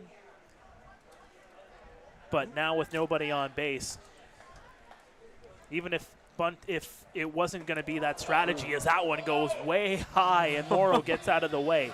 If the strategy was try to bunt it down, Morrow quickly has to change right back to, okay, let's free swing this. I really don't think they had time to discuss a backup plan. So, No, yeah. I think that's just more of a, if this ends up happening, then let's go this route. You're going to have multiple strategies that are going to be discussed there as well. That one's knocked foul.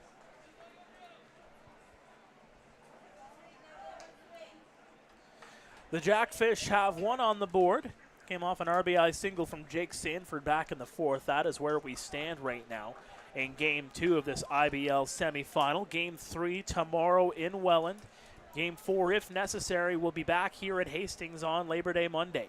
Scoring up to bunt is Morrow. Down the line, it remains in the infield. No play! And Morrow gets on board. Well, looks like the strategy may have stuck around even though leader was not on the base path. And bunting is always a gamble in the IBL, but the risk pays off. So the Royals have a runner aboard with just 1 out, and Franklin Torres up at the dish. A bunt single from Connor Morrow to perfection. That ball slowed down in the grass, and you saw how deep Wisner was playing over at third. He wasn't really in the grass, was not expecting the bunt whatsoever, and by the time he got the base ball, Morrow's already on base. So Franklin comes in 1 for 2 tonight. Cranks that one right on a line and right to Jake Sanford. Morrow had a pretty healthy lead there, but stopped just in time to make it back to first with no consequences. Across regular and post seasons, he has 6 stolen bases, and another one of the guys on the Royals roster that's got sneaky speed. You wouldn't expect a guy who's a good contact hitter, good field vision, to also have speed, good wheels in his wheelhouse, for lack of a better term. And you got to imagine, now with 2 outs, he's going to have a more cautious lead. You don't want to get picked off like Andy Leader did to end the first. Absolutely. Torres, I mean, that's just a hard hit ball. And, you know, if it's anywhere else, you know, that is maybe multiple bases, but it's right on the line, right to his man. As that one's sent down the line, and that's a foul ball. Halfway to third already was Connor Morrow, as you alluded to, the wheels.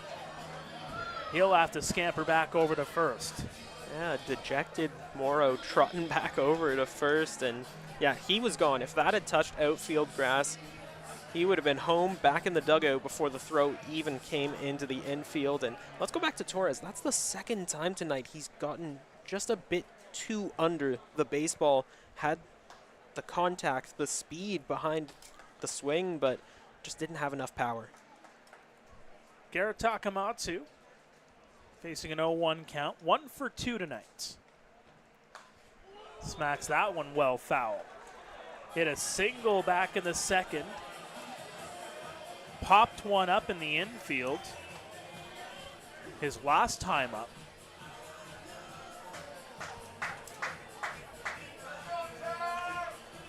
A big moment in this ball game. Still a lot of runway to go, but you want to start cashing in on some of these base runners if you're the Guelph Royals. You've stranded 2 in the last 3 innings. Who better than Takamatsu? 40 RBIs across regular and postseasons. He is Mr. Reliable. But not reliable there. Swing and a miss for strike 3. And yet another jam gotten out of by Teodoro Ortega. We're through 5 here at Hastings. Welland leads 1-0. Stay with us. This is the IBL playoffs on Guelph Royals TV.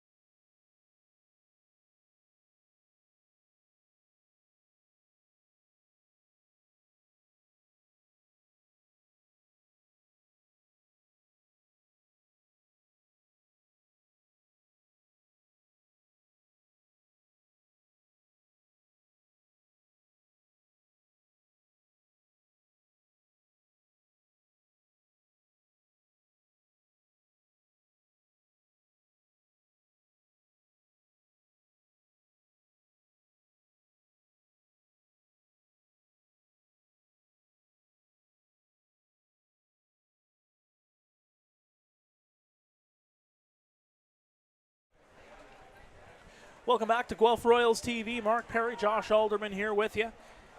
Top of the 6th we go here at Hastings Stadium under the lights on a Saturday night.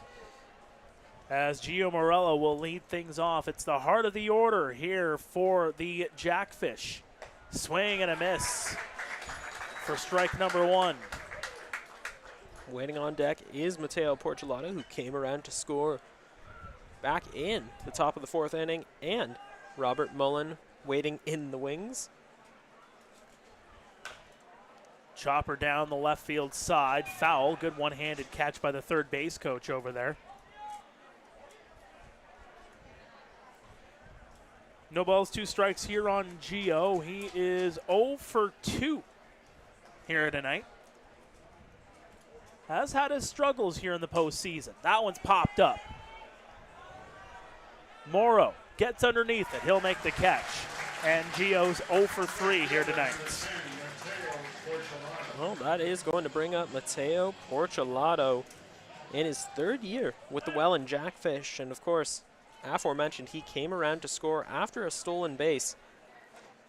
A RBI single off the bat of Jake Sanford. That is the only run of the game so far. Welland Jackfish leading 1-0 over your Guelph Royals. Portulato gets set. Watches that one just miss on the outside. Good vision there. That was a 50-50 ball on the outside edge. Portulato, 2 seasons with Marion in the Crossroads League in the NAIA. And that one just missing under the knees. 2 balls, no strikes. Here on Mateo, walked and scored in the 4th, as you mentioned.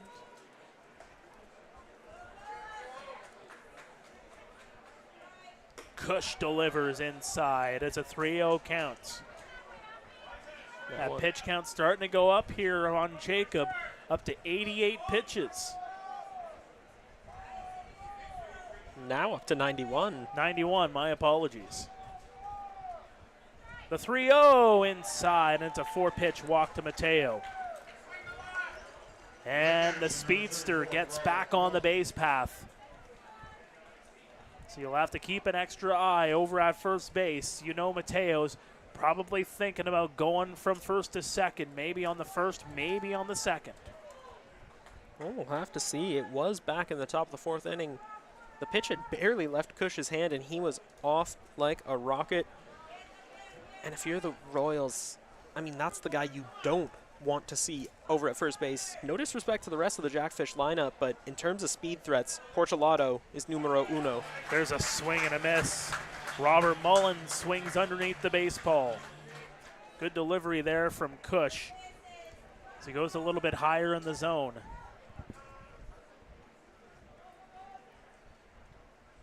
He'll get the sign here from Torres. Torres thinking about going toward the outside, but Cush thinks about going over to first, and he does. But Mateo gets in there safely. Mullen has been rock solid this postseason so far. .318 batting average, 1 home run, 5 RBIs, 7 hits heading into tonight's contest, and 6 runs scored. Oh, he was thinking about going. He was about halfway over to second, but Cush on the delay on the delivery. Ooh, that was ever so close as Mateo Portolato was thinking about going a second. Had a really good jump on that one. Would have been gone, but he doubled back. Cush didn't realize, didn't make the throw. Swing and a miss.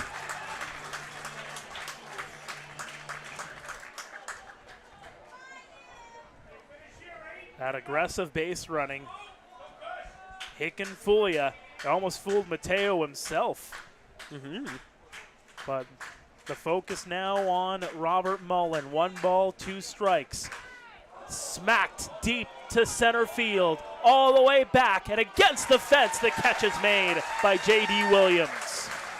All the way back on the warning track, J.D., a sure hand if there ever was one, made some errors, some costly errors in the series against Chatham-Kent, but it's good to see that he is back in his usual ways. Always a great glove out there in center. Well, he had an incident late in the season where he went to make the catch and, well, smacked right into that fence. And there's not really much, if any, give at all on the center field fence there. Had a little bit of a mark on his face at the same time, too. He was shaken up. I believe it was against Kitchener. Swing and a miss for strike 1 on Jake Sanford, and oh, he's safe. And Josh Garton can't believe it. Yeah, he's going to walk that pitch back over to Jacob Cush. Give himself a second to settle back down. The quick throw from Franklin Torres. And the fans are completely upset with Garton on that one. Yeah. Portolato. I should mention, the ire isn't directed at Garton. They are matching his frustration. Yes. He was excited. They thought they had Portolato. Now with another chance. That one's off the glove. Burns over to first in time, and they'll get the out. We're through to the bottom of the 6th. The Jackfish won, the Royals no score. Stay with us. This is the IBL postseason on Guelph Royals TV.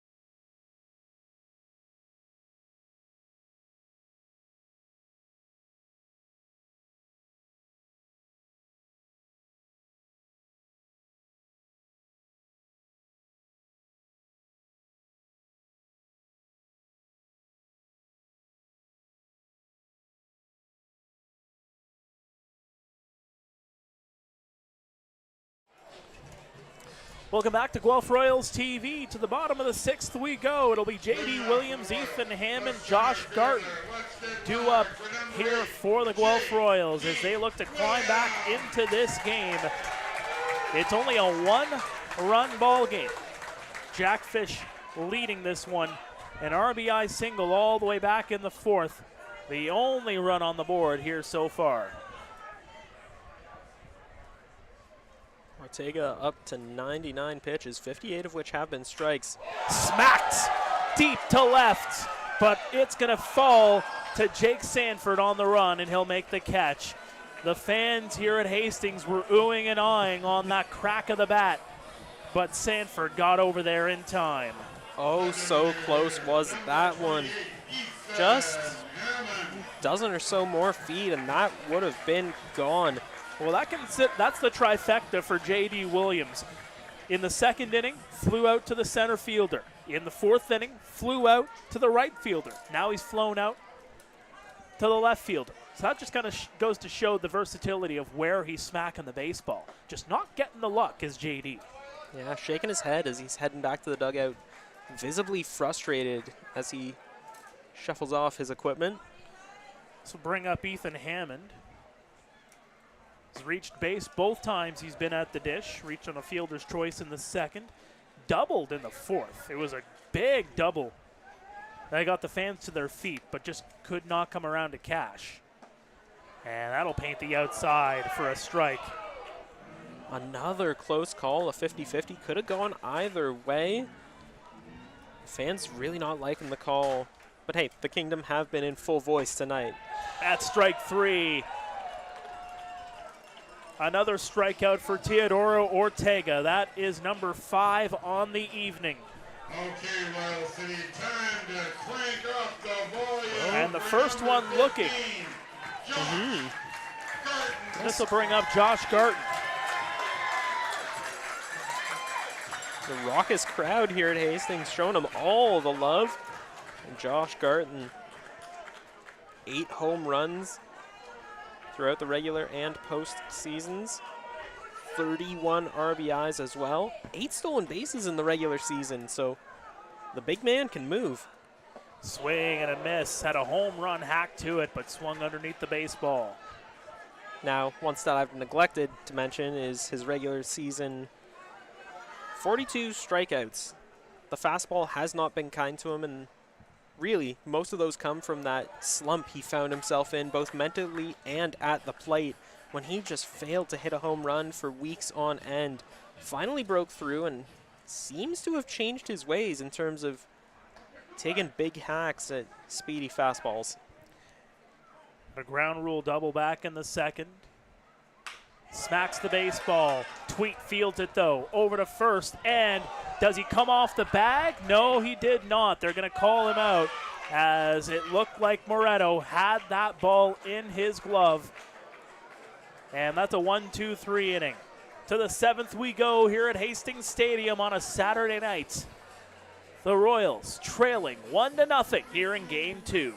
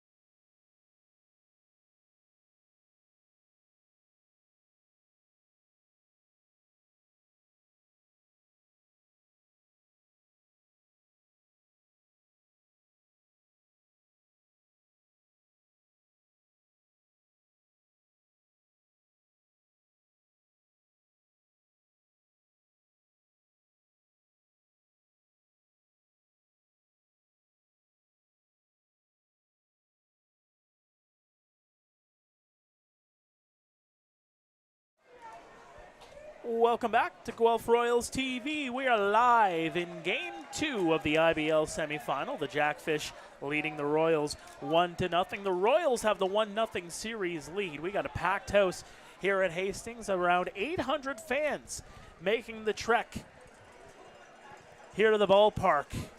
And many others tuning in on the live stream here on Guelph Royals TV. We're glad all of you are joining us here for a key IBL semifinal matchup as that one misses outside for ball one on Steve Moretto.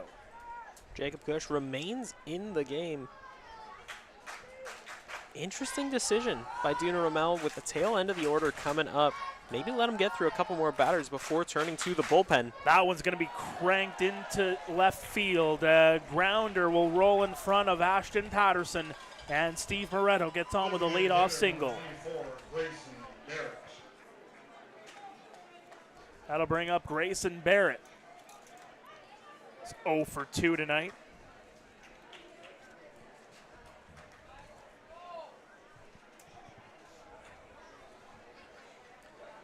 Looking for the Barrett barrage to try and give his side a little bit of insurance here in the 7th. He's been nothing but bad news against the Royals. Tearing the cover off the ball. 8 ribeyes in the regular season, 462 average against these Guelph Royals. That one's inside for ball one.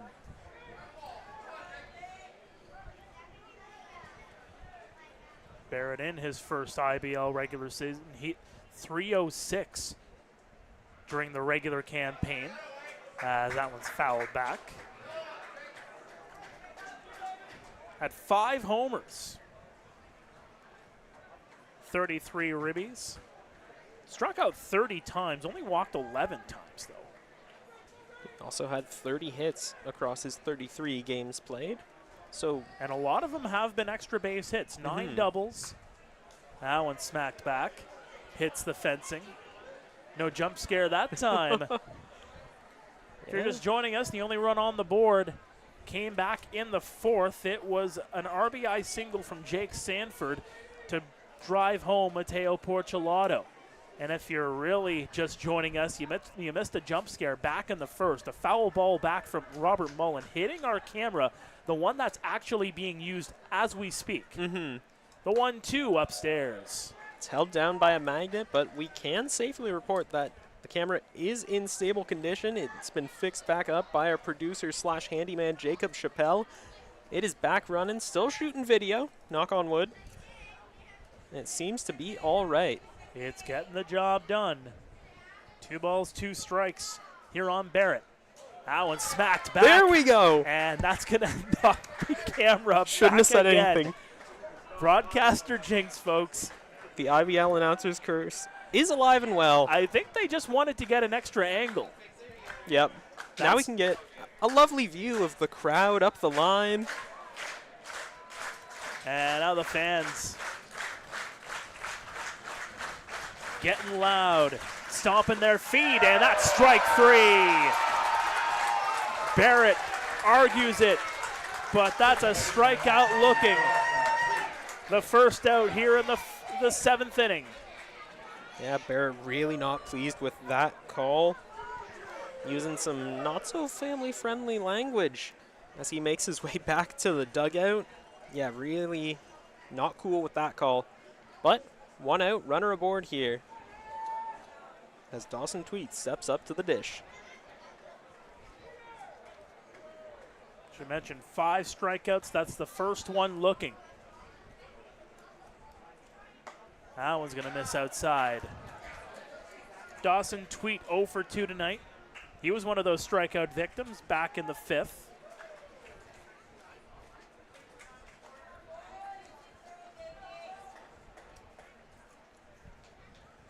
Kush keeps shaking off signs from Franklin Torres. Oh, He's he does. obviously got a pitch in mind. Cute on the hands. Over is Patterson. He'll make the catch.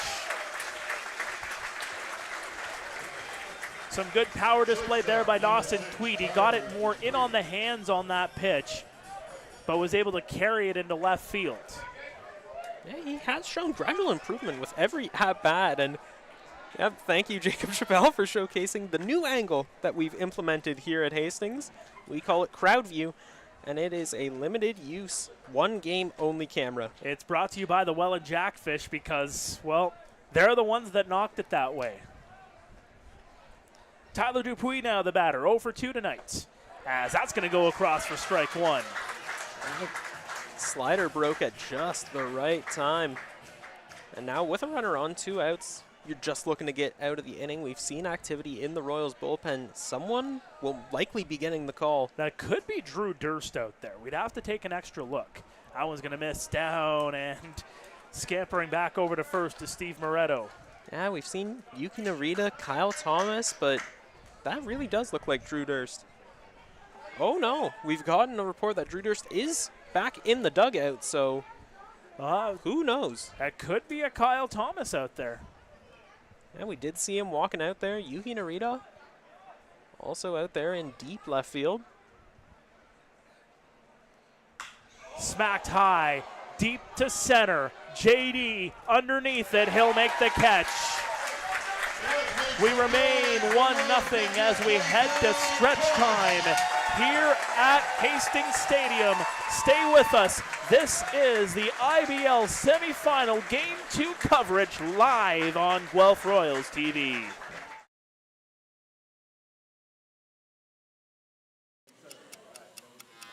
Hardline drive up the middle. Whoa! Lindor out of nowhere. How did he do that? That Lindor can play.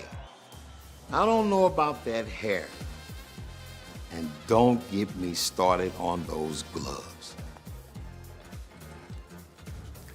I don't know. I kind of like it. It's time for a revolution. The Rev 1X by Rollins.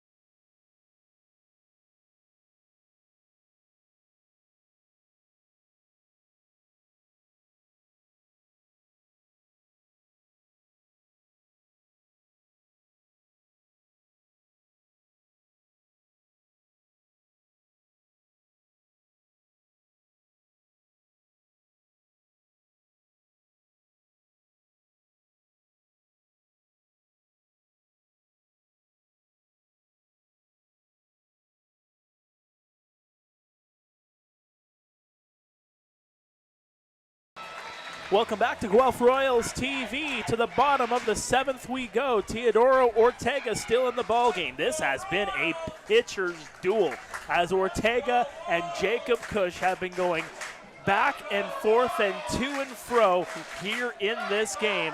And the fans are in full throat here for Carson Burns to lead things off as the Guelph Royals look to tie this ballgame. Just a handful of hits for each side and only 1 run scored. You'd really expect more between 2 bombastic teams. Of course, the Jackfish pretty much at the top of every batting category for regular and postseason. And, I mean, the Guelph Royals, towards the end of the season, now into the postseason, those bats have really been heating up. The 2-0 swing and looked like it hit Mullen. But again, go back to that. Yes, you have them near the top of the standings when it comes to offense, but really it is the defense that have been driving both of these teams. Top 2 teams in the league when it comes to ERA. Runs against, top 2 teams. As that one's going to be punted back by Burns. He has struck out twice here tonight. Yeah, struck out swinging. Both times he's obviously trying to get the Royals back on the board or at least get himself on base, but just has not been able to solve the Ortega issue. And that one's inside. Oh, Ortega, he's got that experience, as mentioned, made it as a high A ball, or single A ball, I should say, in 2021 and 2022. Spent 5 seasons in the Oakland system. The 3-2. That one's knocked down the line, and that's a foul ball. And just foul. The fans were getting ready to erupt, as that one was getting into triple territory if it fell. And just so many oohs and ahs tonight, and nothing to show for it. These Royals bats have been swinging tonight. They've had contact, they've had speed, plenty of power too, but a defense and pitching has really saved the Jackfish and the Royals tonight. The 3-2 down the line, foul. Who says a low-scoring game can't be exciting? Yeah, this one is tense. I imagine it's going to get down to the wire. And even now, as we approach the 10 o'clock hour, still close to the reported attendance of 800 fans packing the stands and those outside track seats. They're all on the edge of their seats in the grandstands, on the edge of their patio chairs, on the edge of the grass, wherever they're parking a squat, as that's ball 4, and Carson Burns will lead things off with a walk. On base for the first time tonight, and that is going to bring up the Roadrunner. And now a conversation. Here comes Brian Essery. We might be seeing a bullpen appearance here for the Fish. He did glance over at the bullpen, but has not made any hand. Oh, yeah, there we go. So we'll have a new pitcher coming into the ball game for the Fish. Ortega's night is through. I think it might have to do with that pitch count, but what a performance by Teodoro Ortega. You can give him a round of applause. That is for sure a great performance here tonight. We'll be back after this, and we'll introduce you to the new Jackfish pitcher.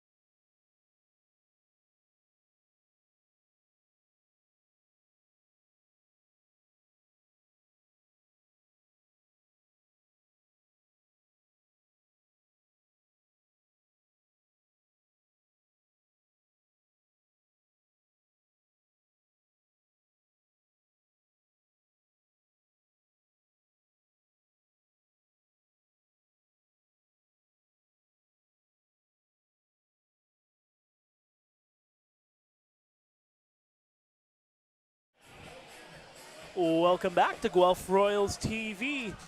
It's 1-0 Welland here in the bottom of the 7th. The base runner on board is the responsibility of Teodoro Ortega, but he is out of the ball game, and in comes Mike Mueller for the Jackfish. Mueller in his 4th year in the IBL, former Brantford Red Sox. This season, regular season, was simply stellar across 17 innings pitched, a 0.00 ERA, 1 save, 22 strikeouts, gave up 10 hits and 2 walks. And so far this postseason, 2.25 ERA across 4 innings pitched. He's given up 1 walk, 1 hit, and punched out 6. Mississauga native, 27 years of age. He'll take on Ashton Patterson, drops down the bunt. Throw over to first in time, but they move the runner over to second. Good heads-up play by the Jackfish defenders there to get the runner out, but that is just one of those plays that if you're the Guelph Royals, you just have to make it. You got to get guys in scoring position, and you got to get guys around. And this will bring up Andy Leader. Mission complete. So call that a sack bunt for Ashton Patterson. And Andy, who has reached base twice tonight, looking to get him around the bases.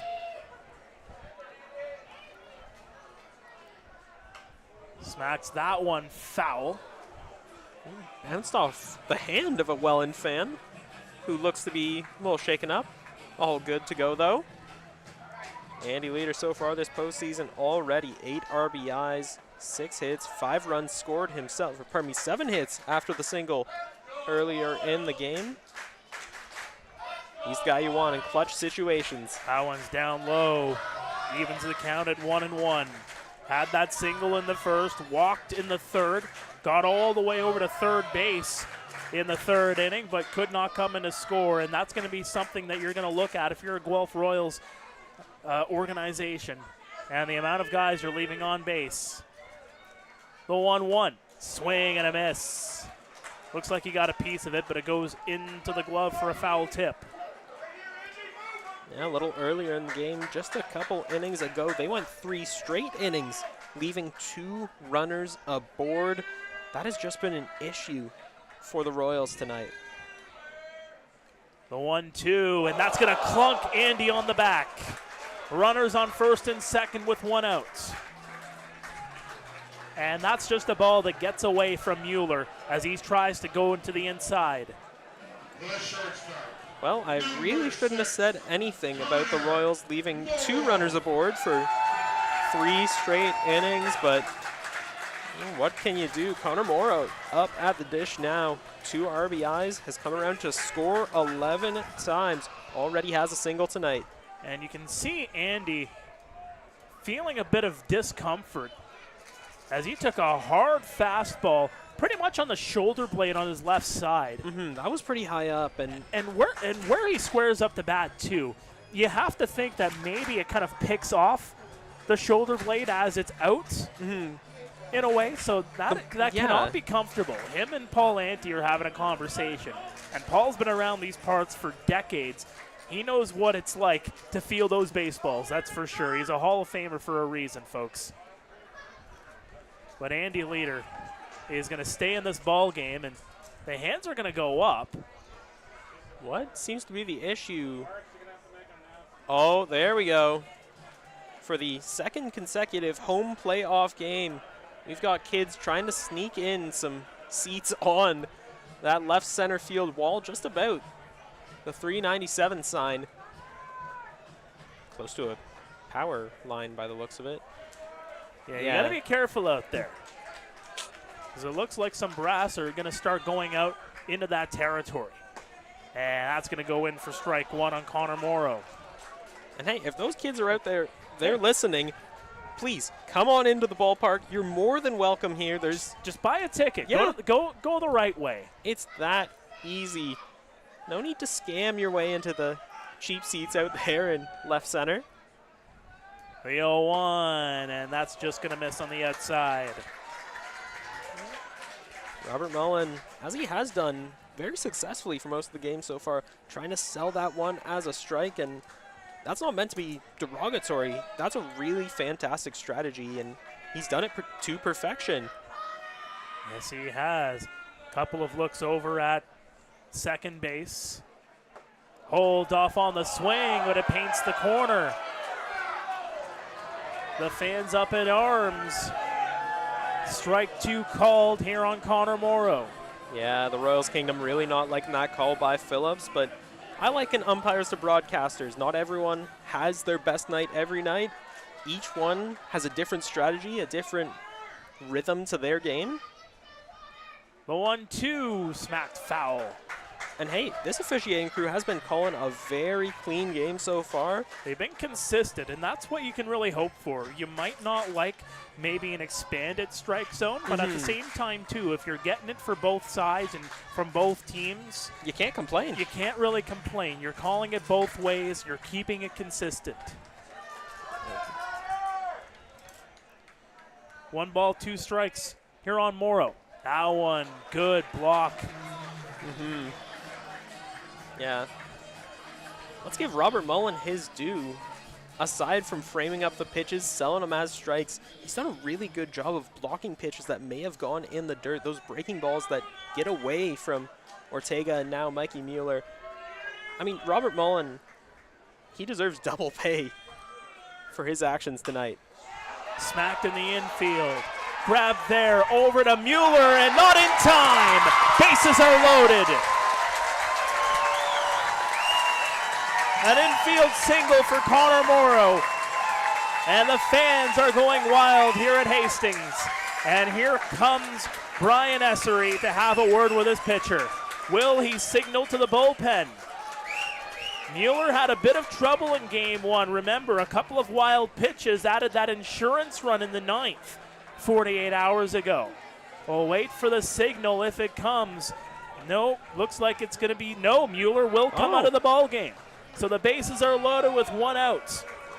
And it's Franklin Torres coming up to the dish in a 1-run ball game. Stay with us. This is Guelph Royals TV. We'll be back after this, and it looks like it's going to be Davey Mendez.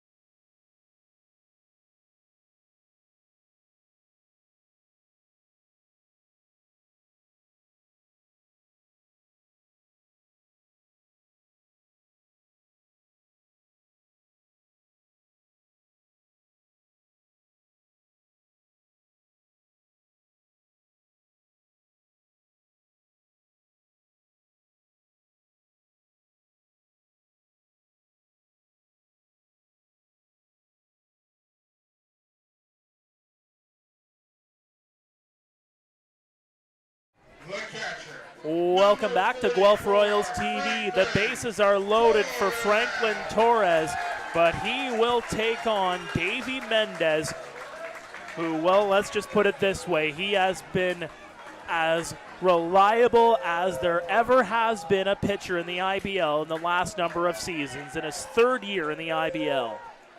Across his time with the Welland Jackfish in those 3 years, a 0.61 ERA in the regular season, 0.49 ERA, 12 saves, 1 win, 18 innings pitched. Let's go Royals erupting here as that one goes upstairs for ball 1. Franklin Torres, 1 for 3 tonight, hit a single back in the 3rd.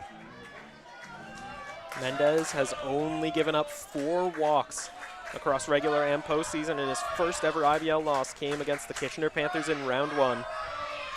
Missing outside, ball 2.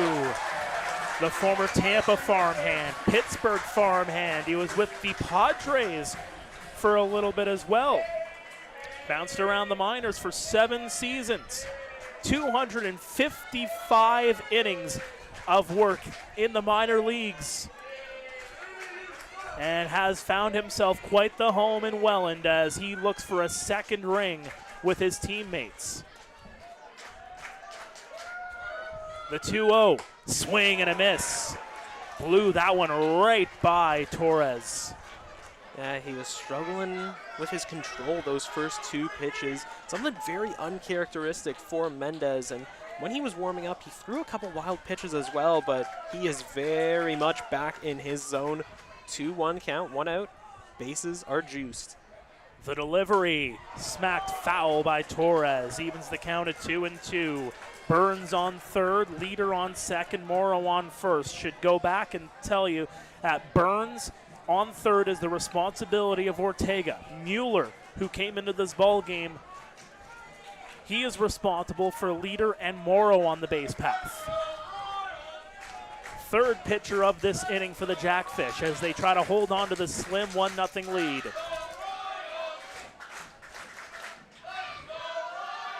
The delivery, that one's gonna drop. We have a tie game. Bases remain loaded.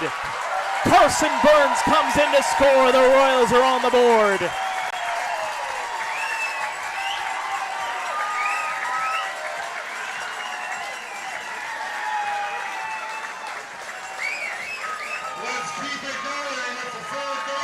The 1-out RBI single by Franklin Torres evens this game up at 1, and I don't want to pat myself on the back too much, but I may have predicted that this one is going to get down to the wire. It is so tense. The energy is electric here at Hastings, and oh, you just love to see it. The temperature rising here with Garrett Takamatsu at the dish. Still just 1 out here on the bottom of the 7th. That one's delivered downstairs. So that charged runner to Ortega comes around to score. So Ortega will not get the decision.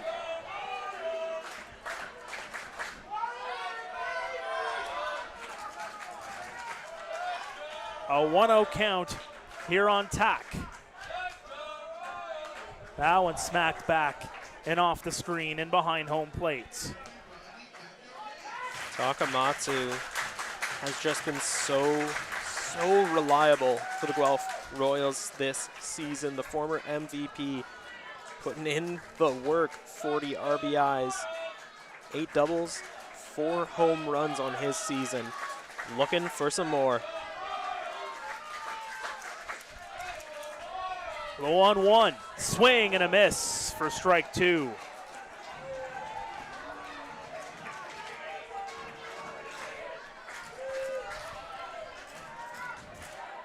Delvy Mendez very rarely gets shaken up. He has been one of the IBL's best pitchers, dare I say, all time.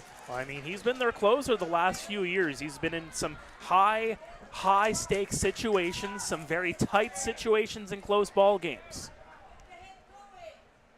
The 1-2. That one's fouled back. And Tok stays alive. And what this does as well, too, is it gives Jacob Cush a little bit of extra rest if he comes back into this ball game. He's gone 110 pitches already. He's gone through 7. That's pretty much tying his season high. Does he come back out for the 8th, or do they go to the pen? That's going to be the question, but we've still got a little bit of ball to play before we get that far. 1 ball, 2 strikes here on Garrett Takamatsu. And that's going to miss outside. 2-2 counts. Just such a fantastic take from Takamatsu, showing his veteran presence at the plate. Had a good read of that ball right out of the gate, and with the bases juiced, any other batter would have gone swinging for the fences, but not Tok. Tok's been in these situations before. A hefty playoff performer. The 2-2. Swing and a miss. Davey got him. A swinging strikeout, and that is huge for the Jackfish. That's the Mendez of old. That's the Delvy Mendez that we expected when he came into the game, and if you're a Royals fan, you may want to look away. Delvy Mendez has found his groove. Davey Mendez, the Dominican Republic native, has pitched some seasons pretty much everywhere down south. He's been in the Nicaraguan Winter League, also spent time in Mexico, Colombia, the Dominican Winter Leagues the last few years too. Baseball is a 12-month-a-year sport for a lot of these guys, whether it's guys that are pitching professionally down in Southern and Central America or guys that are going to the NCAA, the OUA. It's a lot of battle-tested players here on the field. Smacked right through Davey. That one's grabbed over to second, and they get the outs. Great play by Dawson Tweet to get it over for the force out. But the Royals get on the board. We head to the 8th. We are tied at 1 here at Hastings Stadium. This is the IBL postseason on Guelph Royals TV.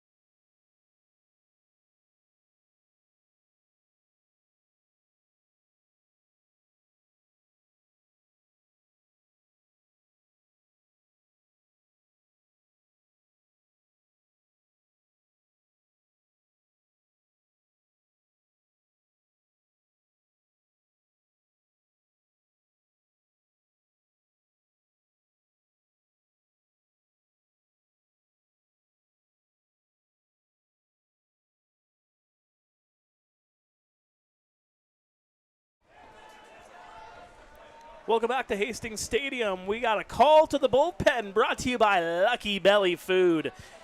Yuki Narita comes into the ball game here for Jacob Cush. A great, phenomenal performance by Cusher. As per usual, he has been rock solid all regular season and has taken his dominance into the postseason, only giving up the 1 run. And with Cush going late in the game, we will not see the latter half of the usual 1-2 punch that Dino Ramel likes to use in Cush starts. With Jacob Cush starting, going 6, maybe 6.5. Then Kyle Thomas comes in to wrap up the night. It is Yuki Narita's time to shine under the bright lights of Hastings Stadium. Yuki, who impressed with the Sendai Subaru Motors in the Japan Company League in the regular season through a 181 ERA, 21 walks given up, but made up for it across 44 innings pitched with 57 Ks and 5 wins to his name. And in the postseason, just 1 appearance this year. His maiden IBL playoff appearance in 2024 was the big victory against Chatham-Kent to close out that series. Just 1 inning pitched, gave up a hit, but punched out 3. There is none like Yuki. Yuki, the delivery upstairs. Jonah Weisner holding back. And there was conversation in the 7th inning of, again, do you go 6 or go 7 with Jacob? You go 7 because you're going to the bottom of the order. Historically this season, as we've talked about, the bottom of the order has struggled against the Guelph Royals this season. That one's pulled back, and that'll be a 2-0 count. So now you go back to the top of the order. It's a fresh inning. Get a fresh pitcher out there. Get some fresh looks and see what you can roll with if you're the Guelph Royals. A 2-0 count here on Weisner.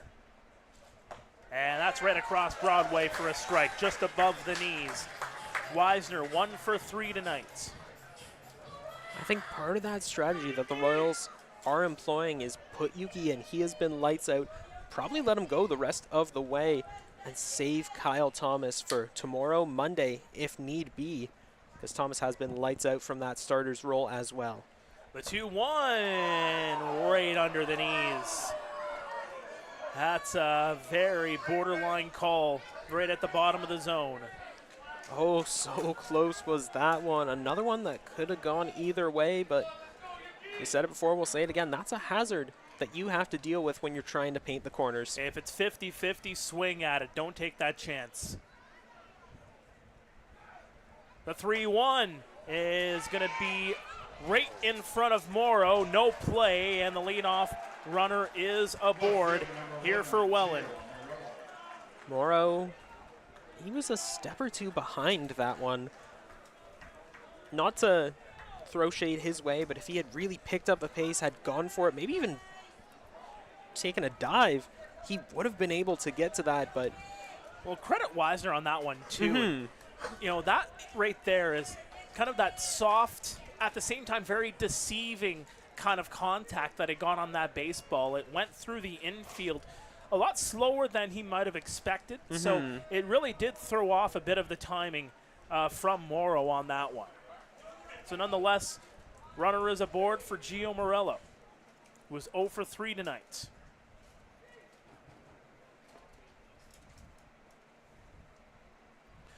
Gio squaring up to bunt, and that's going to go off his foot, and he will take the base. Square it up to bunt, but Yuki worked inside, and it hit him in the leg. And as I've seen firsthand many a night here at Hastings, Yuki just loves to pound that fastball inside against lefties. That's his bread and butter, and it has worked to perfection so far this season, but the Welland Jackfish, they're a different beast entirely. And that'll bring up Mateo Porcelato, who basically had a magnet attached to him all season long. Hit by a pitch 9 times. Led the team in that category.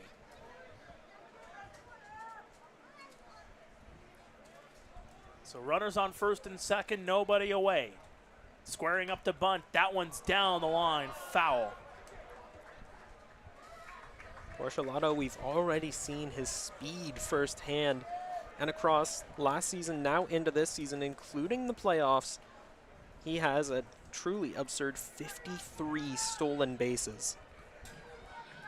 And you have to think here now, the conversation happening between Torres and Yuki is trying to figure out where the location is going to be on this one next, knowing that that bunt is coming. 2, you might see Takamatsu and Garten, and especially with Garten, there's no reason for him to stay close to first base with a man already on second. Have him come a little bit closer into the grass and try to work that bunt. At the same time, too, Porcelato, he's not going anywhere near Garten, going down that first base line. He's focusing on Takamatsu as he did on the first pitch. But is he going to swing or try to bunt here? Throw over to second, not in time. They really tried with that one, and give the Guelph Royals credit. That is one of their very few pickoff attempts tonight. Yuki almost with a warning throw. It looked like, yes, they were trying to pick him off, but more keep the runners on their toes, let them know that Yuki's got eyes everywhere.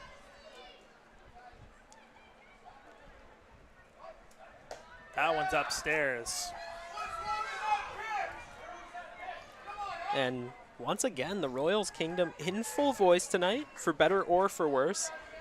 Plenty of creative chants and calls, mostly supporting the home side. They just haven't been the biggest fans of the umpire tonight, but those calls have been very consistent with both teams. Very fair. Into the grass, over to third, and in time. They'll get the runner at third.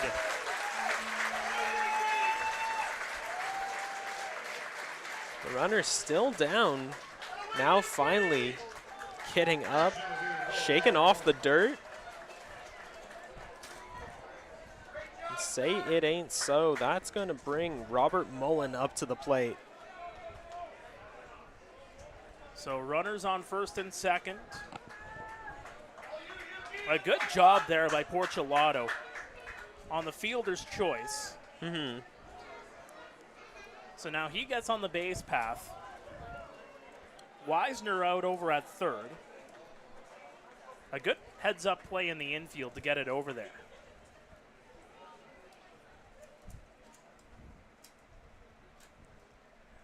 The delivery skied high, deep to left center. Getting over is Patterson, and he'll make the catch.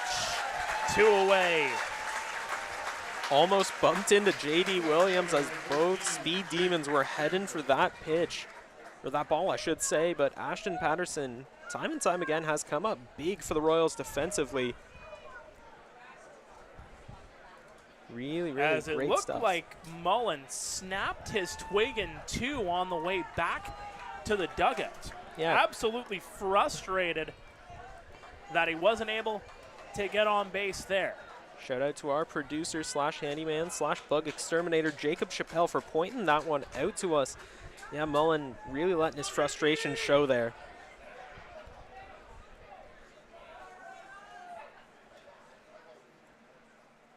The delivery smacked, makes contact, but it hits him afterwards. Yeah, Jake Sanford, the way he hit that one, or fouled it back, same thing. It went down, but almost hit off the plate, back up into him, off his leg. Really took an awkward bounce. Looks like he will be all right to continue. So now an 0-1 count, 2 outs, 2 runners aboard. Sanford had that RBI single back in the fourth. Puts that one up high. It's going to go back, but it'll go out of play.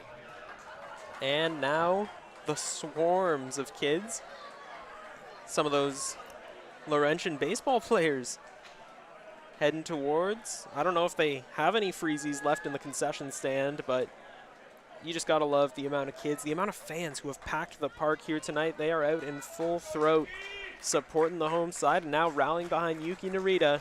0-2 count, 2 outs. Almost willing the home side to get out of the jam. The fans clap. The 0-2. Swing and a miss, he got him. Yuki gets out of it. And he is fired up, and why shouldn't he be? Yuki Narita lights out yet again.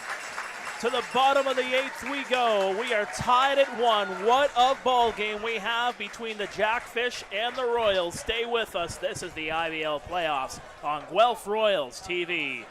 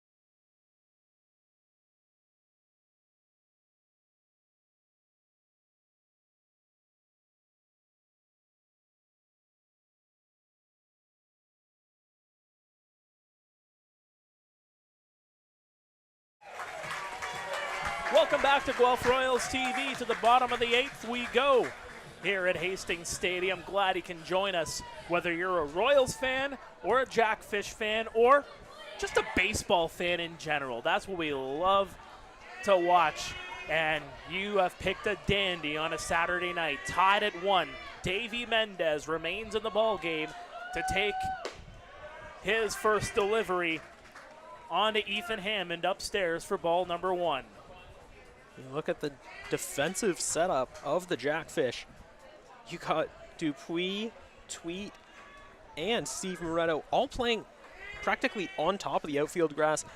And then the lone man out, Jonah Weisner, right on top of the infield grass, trying to prevent a bunt attempt by the young gun Ethan Hammond. Hammond, 3 RBIs, 5 runs scored, and had a double earlier in this game. That was a big double back in the 4th. Struck out looking in the 6th. Mendez, the 2-0, foul back. Hits the mesh in behind home plate yet again. Poor camera. This is probably the 4th or 5th time that it has been rattled the way it has, but thankfully it's built like a classic Nokia phone. It's built Ford tough. The 2-1, foul back yet again. That was a laser beam that hit the back behind home plate. Well, thankfully that one was low, narrowly missing the camera yet again. But that's what you'd expect from Ethan Hammond. Normally a patient hitter. He has gone after Mendez with ferocity. And we've seen it when he kind of breaks out of that patient shell. He is a long ball beast. And he's got quite the defense in behind him as well. They have gotten some Welland pitchers out of many a jams. There's a swing and a miss for strike 3. Doesn't need the defense there as Mendez does it himself. Ethan Hammond swings and misses, and there's one away here in the 8th. Well, now, talk about a clash of the Titans. Davey Mendez against Josh Garton. The mountain of muscle versus arguably one of the best IBL pitchers in history. Oh, I got goosebumps. This is why you come to these games. This is why you play in these games. A tie ball game here in Game 2 of the IBL semifinal. The delivery well outside for ball 1. Good hold off there from Josh Garton. Game 3 will go tomorrow at 6:05 at the Pond. If Game 4 is necessary, it'll be back here on Monday at 7:30. Get your tickets now, no matter if you're in Welland or in Guelph. Pack the stands because this has been a heck of a series, folks. 2 teams doing battle for the right to compete in the IBL final. Swing and a miss. A good low pitch there from Davey Mendez and got Garton to swing on it. Well, the 4-seamer right out of the hand of Mendez. You could tell Garton was going to go for it. That has been something that he has been struggling with throughout the season. 42 strikeouts in the regular season, most of them coming, I've seen with my own eyes, on fastballs. Mendez, if he knows those insider secrets, can exploit it as he throws a nasty slider there in for a strike. 1 ball, 2 strikes now on Garton. His only hit of the ball game was on a ground rule double back in the 2nd. By the way, Game 2 of the other series will go tomorrow at 6:05. Might as well dual screen it if you're a true IBL fan. Not saying if you don't, you're not. Swing and a miss, strike 3. Mendez, a pair of swinging strikeouts here in the 8th. Oh, with Garton heading back to the dugout, that will bring up the 2-time All-Star Carson Burns, who had a slow start to the game but has picked things up recently. Just to go back on that Garton at bat, you saw on that 3rd pitch, that 3rd strike, I should say, you saw the location there. It was well inside. And that's right there. If you're Garton, you've got to have a better eye on that in a situation like this. Mm-hmm. Swing and a miss. Got a slight piece of it, though. It's a foul tip right into the glove of Mullen. I really don't think it's all on Garton. He has been swinging the bat well the last few games, but this is Devi Mendez we're talking about. He has really found his form after struggling coming into the game. Gave up that run, but is now feeling it tonight. That one's going to go in for strike 2. Dupuis and Tweet playing on the edge of the grass at second base and shortstop respectively. Traditional depth pretty much for the entire defense here for the Jackfish, and Mullen trying to frame that one at the knees. Not going to get the call. 1 ball, 2 strikes. As we mentioned before, Jonah Weisner is playing in, not as far in as he was against Hammond, but still pretty close to the infield grass. Same with Steve Moretto. Still playing in, of course, when you compare him to Tweed and Dupuis.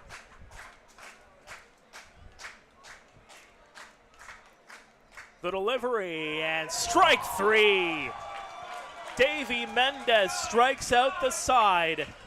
A masterful performance in the 8th from the native of the Dominican Republic. We remain tied at 1 heading to the 9th. Yuki coming back out for the Royals. Stay with us. Big ending upcoming here at Hastings. This is Guelph Royals TV.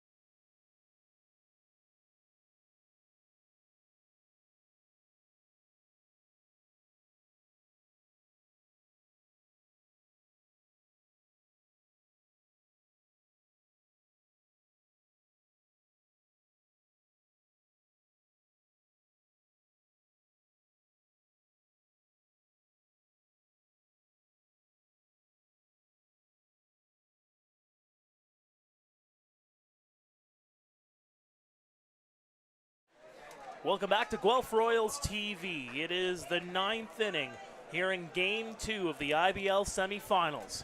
What a ball game we've had here.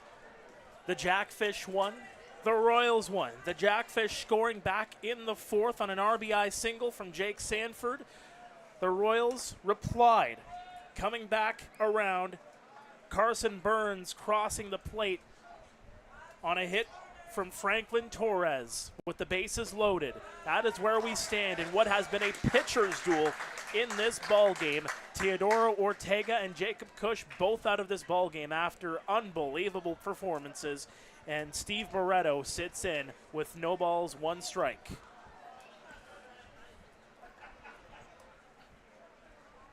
Yuki deals, and the appeal over to first said he didn't go around. 1 ball, 1 strike. Talk about impressive pitching. These two teams, they are the pinnacle paragons of that statement. Cush and Ortega both breaking the century mark in terms of pitches, both with 5 Ks on the night. Cush only gave up 3 hits against the usually high-flying Jackfish. There's a swing and a miss for strike number 2.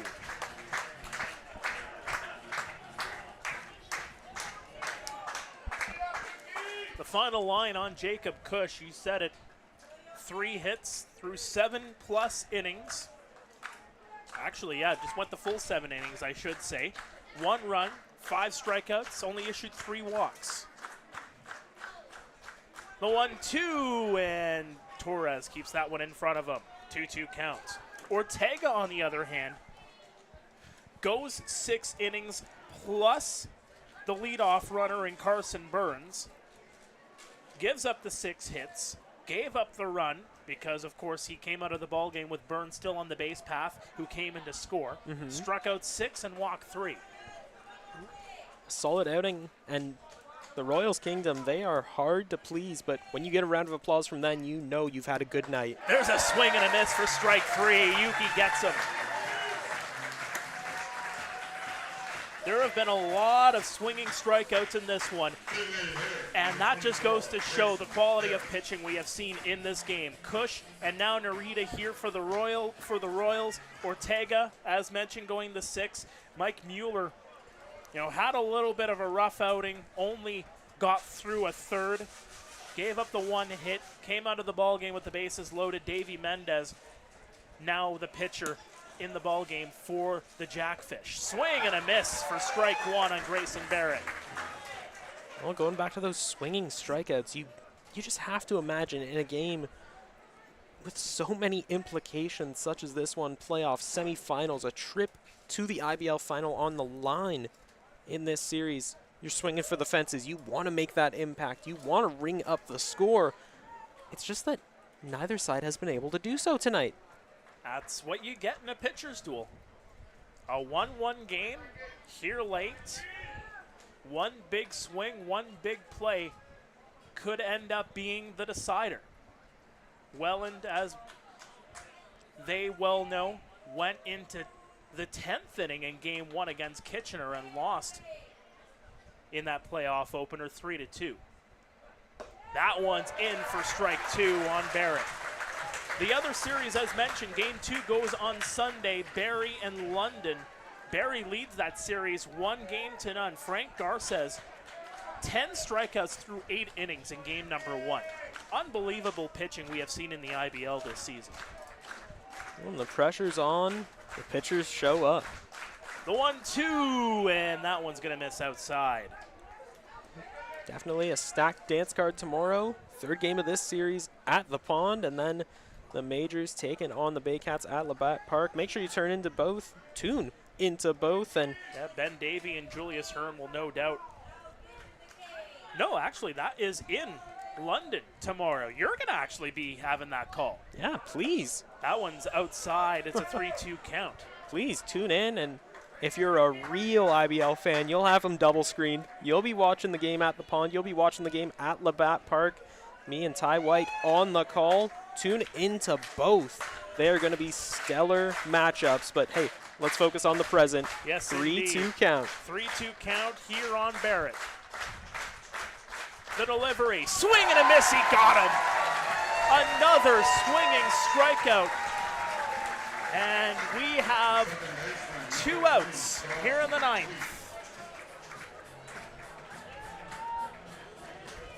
This could very well be Welland's last attempt at putting another run up on the board, and it's going to fall to the 8-hole hitter, second baseman Dawson Tweet. Tweet in his rookie year, 1 home run already in these playoffs, 20 RBIs in the regular season, 44 hits across 37 games. The delivery, good movement, but that one just missing. Dawson Tweet up in the count, 1-0. 8 strikeouts for the Guelph Royals here tonight. 7 of those 8 have been swinging strikeouts. The lone one looking was Grayson Barrett back in the 7th. Swing and a miss for strike 2, or strike 1. All I have is strikes on the mind, apparently. Ortega with 6 Ks, Mendez with 4. I believe just the 1 combined for their side was a strikeout looking. Yuki now up to 26 pitches. This, number 27. That one's upstairs. 2 balls, 1 strike. here on Dawson Tweet. 0 for 3 tonight. Has flown out 2 times, struck out swinging back in the 5th. Narita, just like Jacob Cush, likes to take that bottom to mid inside lane and just fire fastball after fastball after fastball. That one's fouled off. 2-2 count here on Dawson Tweet. Yuki would love to get out of this one unscathed.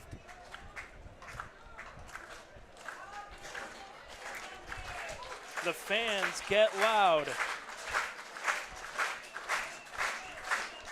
It's getting really loud among the 800 strong here at Hastings. The 2-2 from Narita upstairs. This crowd has been raucous all night long. Our very own Neil Srivastava mentioning that it got up to 108 decibels in the grandstands on the Franklin Torres single that cashed in Carson Burns. I'm just going to say it. I'm so glad to see Neil. I'm so glad to see him. Back at the ballpark. All the best, brother. The 3-2 swing, and he gets it into right field. A 2-out single for Dawson Tweet, and the Jackfish have a runner on board. That is going to bring up the 9-hole hitter, Tyler Dupuis. In the regular season, was a speed threat, 13 stolen bases, a .259 batting average, 22 RBIs, 4 home runs, 37 hits across 40 games. But similar to Josh Garden, he's a big power hitter despite his diminutive frame. But he's another one of those guys that fastballs just don't really do the trick. And Yuki, he can strike with precision, the breaking ball, but that fastball is lethal. That went down into the dirt, a 1-0 count. Here on Dupuis. Torres doing a great job of blocking that one as he has all night long. Same with Robert Mullen of the Jackfish. Well, and we touched on it too, just very briefly in game 1. Wild pitches kind of led to that insurance. Well, it did lead to that insurance run for the Guelph Royals with Mike Mueller on the hill. There's been a lot of pitches that could have gone. There's a swing and a miss for strike 1. Actually got a piece of it into the glove. But you've been seeing both Mullen and Torres. I mean, what better 2 catchers would you want to have? You know, save for maybe a Junior Ibarra and Kitchener. But you have those 2 in Torres and Mullen. They've been doing a phenomenal job in behind the plate, turning some wild pitches, as that one's going to miss outside, as Brandon Deans is now trotting over to the pen, as he will likely get in to this ball game if it goes further than 9.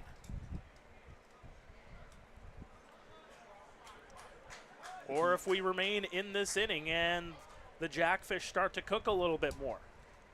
The 2-1, that one's going to paint the outside, strike 2. Dawson Tweet very cautious with his lead over at first base, wanting to stay out of any kind of fielder's choice situation, and now 2 strikes, the kingdom comes alive. Not a fan has left this ballpark. This has been a tight one. The 2-2 is skied down the line, but it's going to go foul. A hard hit ball there from Dupuis. Has grounded out, has flown out, has struck out. Has been put out in 3 different ways here tonight. The fans, And if they weren't loud before, they are now. And it's no disrespect to his capabilities on offense, but a guy like TD6, you bring him in for his stout defensive play. And if he contributes on offense, it is an absolute bonus. Swing and a miss, he got him. 3 strikeouts for Yuki Narita here in the 9th. We're heading to the bottom of the 9th here at Hastings Stadium. The Royals with a chance to walk it off. We are tied at 1. Stay with us. We got a heck of a finish upcoming from Hastings on a Saturday night. This is Guelph Royals TV.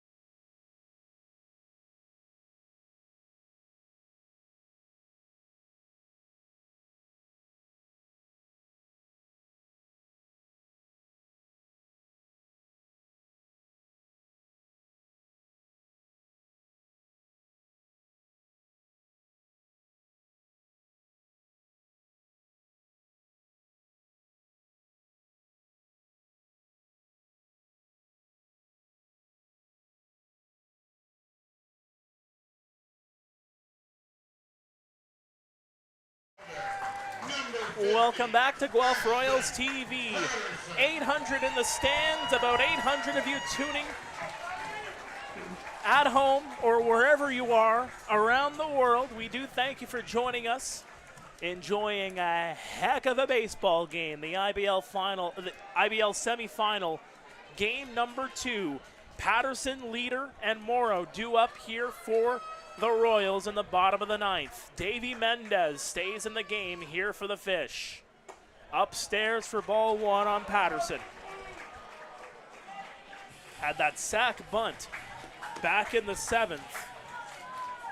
That helped the Royals move guys around the base path. That put Burns in scoring position. He was the one that came around to score. That one's inside for ball 2. Patterson, similar to fellow young gun Ethan Hammond, very patient at the plate. Patterson, known for his speed, known for his defensive skills, but this postseason he has been simply electric. 3 RBIs, 2 runs scored, 4 hits, and 2 walks. Of course, 4 hits heading into tonight's contest. As Mendez gets set for the 2-0. The delivery, and that's going to clunk Patterson. And he's going to have to trot over to first the hard way. That one gets completely away from Davy Mendez.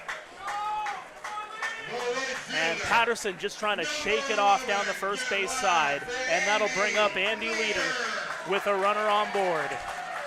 Andy Leader, a pedigree, a resume like few other in the IBL today.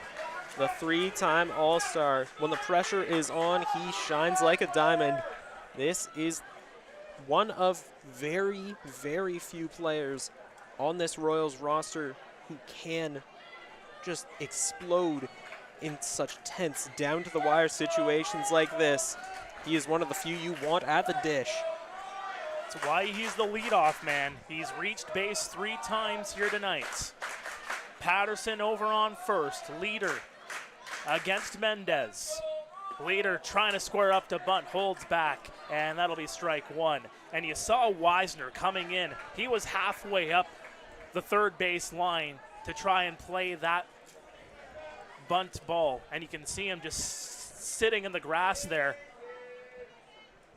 as he anticipates having to sprint over to get that baseball. Patterson, a cautious lead over at first, not wanting to tempt fate. Leader already squaring up to bunt. That one's going to hit Leader. Ooh. He bunted it, but it came right back into his chest. No worse for wear, and it's an 0-2 count. And now there's a conversation happening here. Looks to be friendly. Yeah, Brian Essery came out just for a moment, just to check on things, if anything, but that's a call clear as day. Tried to bunt it, went off the bat, went off him. Foul, no doubt about it. No balls, 2 strikes here on Leader. Was hit by a pitch his last time up in the 7th. It's a big gap in left center. Swing and a miss for strike 3. Mendez pours on the gas and runs that one right down the heart of the plate. 1 away here for Connor Morrow. Morrow has had a great regular season, followed by an even better postseason. 3 doubles, 9 RBIs, 3 stolen bases, and a homer in the reg. 3 stolen bases, 9 hits, 11 runs scored, and 2 RBIs heading into tonight's contest. In the postseason, I should say. Another big moment here for Morrow as he flies that one into foul territory. Morrow, he's been around the IBL. He's a veteran of this league, just 27 years old, but he seems to be cut from the same cloth as Hammond and Patterson. Very patient. They know what pitches they want, and they will really only swing when they see them. Former Ontario Blue Jay, a Canisius College alum, 2-time IBL All-Star. And that's throw way outside. Mullen had to go to his feet for that one. It looks like that's how they were setting it up. If anything, they were. If I'm a betting man, they're thinking about Patterson over at first, and they're trying that 1, 2, 3, try to pick off on the man on first. Patterson did have quite a healthy lead, now a little closer to the bag than he usually is. They've got him shook. The runner goes, and that'll be fouled back. And Patterson about halfway to third. Now turns around, trots back over to first, and a 1-2 count on Morrow. If we go to the 10th, again, it's not like the regular season. No ghost runner. We could be here all night. With the way these pitchers have been going here tonight, I would not rule that out as a possibility. And you want to talk about pitchers, Reese Montgomery and Brandon Deeds are both waiting in the bullpen, no longer warming up. So it seems as though Ramel and company will keep the electric Yuki Narita in the game. There's a swing and a miss for strike 3. Another swinging strikeout for the pitchers in this ball game. It has been gas, gas, gas from these pitchers here tonight. And yet again, with 2 out, here comes Franklin Torres. Ashton Patterson quick as a flash tonight. As soon as something hits the outfield grass, he is gone.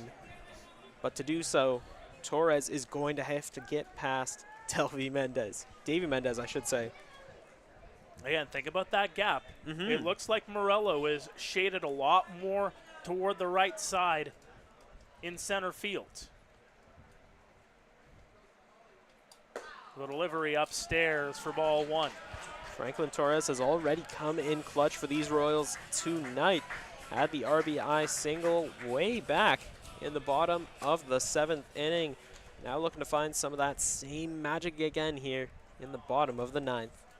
Has those 2 hits, 2 for 4. Mendez gets set. The 1-0.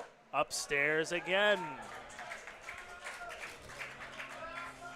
And you can probably, if you're Franklin Torres, you might be feeling the aura of Robert Mullen in behind you, maybe about a 90-degree angle in trying to go up. So you have a feeling that it might be a little bit hot, a little bit of a higher pitch. So trying to keep that extra eye on the baseball, but also having the wherewithal to try to figure out, okay, where is this going? And you might be tipped off from where the catcher is positioned. The 2-0 is well inside.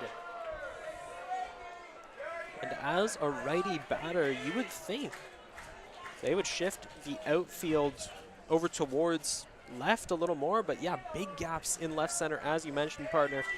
And then an almost similar sized gap between that outfield line and Jake Sanford. If he makes a connection with it, we'll see what happens. Sanford and Morello, they have wheels as well out there. They can close a gap pretty quickly. The 3-0. Inside, ball 4. 2 out. Runners now on first and second for Garrett Takamatsu. Get really loud for number 4, Garrett Takamatsu. Takamatsu can't sing his praises enough across regular and postseasons this year. 8 RBIs in the postseason, 32 RBIs in the regular season, 4 homers in the regular season, 8 doubles, 11 walks, and a .287 batting average for the former MVP. And when the lights of Hastings have shone the brightest, he has shown up and shown off. Having a little bit of a struggle here in game 2, I must admit. Couple of swinging strikeouts. Popped one up to the second baseman back in the 3rd. Led things off with a single in the 2nd. And that one's in for strike 1. Good location there from Mendez as he works one inside on Takamatsu there, painting the inside edge. And I'd like to bring to your attention once more Dawson Tweed and Tyler Dupuis dancing around the shuffle steps, trying to throw Ashton Patterson off his game. They're not even getting in place for a pickoff attempt. They're just trying to get in his head, and that's not a diss at the Jackfish. That's a strategy that has worked well for them in this game, especially with a speed demon like Patterson out there at second. He doesn't want to attempt fade, and Tweet and Dupuis are only making things a little more tense for him. Well, you see Tweet getting a lot closer to second base, and Mullen's got a cannon. He can get it over to second base very quickly. Just had a quick word there with Davey. A quick visit, to say the least. No balls, one strike. Here on Takamatsu, into the dirt it goes. Evens the count at 1-1.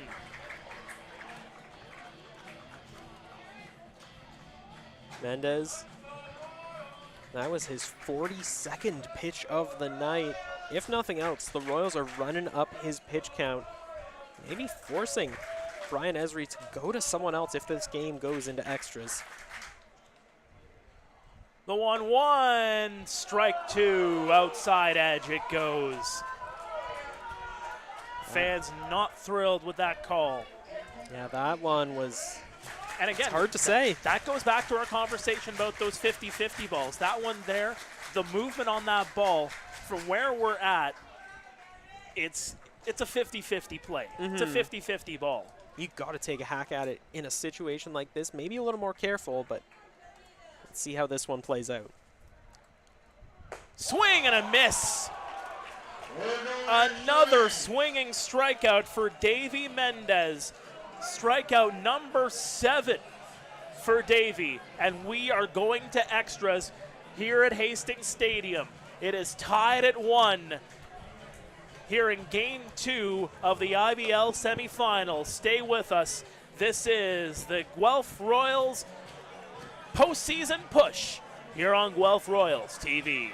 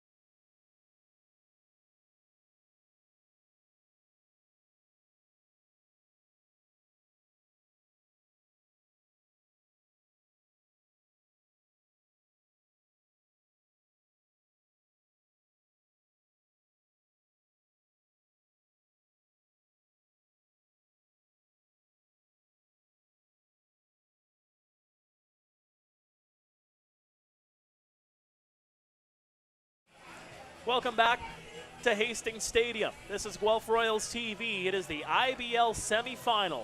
Yuki Narita remains on the hill here for the Guelph Royals.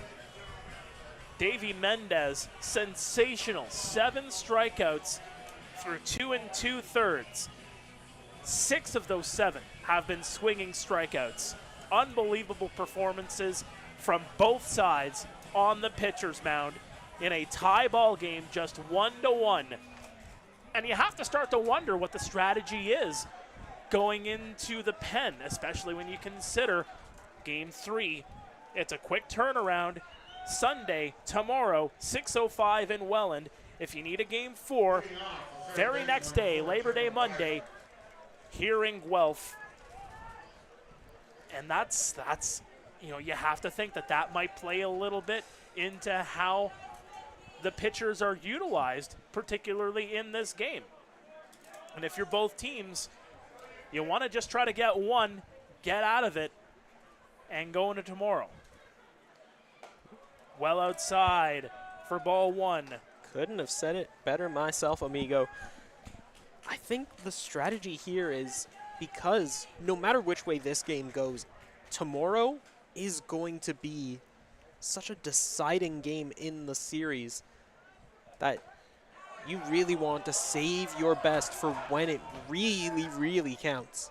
Yuki didn't get the call there on the outside edge. 2 balls, no strikes here on Jonah Weisner. 2 for 4 tonight, a pair of singles. You look up and down the Royals lineup card tonight, a murderer's row in the bullpen. Pulled off on the bunt for strike one. But right now, they've got Brandon Deans and Reese Montgomery up, not throwing just yet. They are warming up. Two stellar relievers. You're thinking football, partner. I am thinking football. Hey, OUA season just started around a week ago. That one's outside, 3-1. But then looking over at that other pen, the Welland Jackfish, they have got depth for days. A lot of the Royals roster has gone back to NCAA, to OUA, to ply their trade for the college and universities of their choosing. And that's a risk the Royals have taken in stride. But Welland have the depth that the Royals unfortunately do not, as Narita.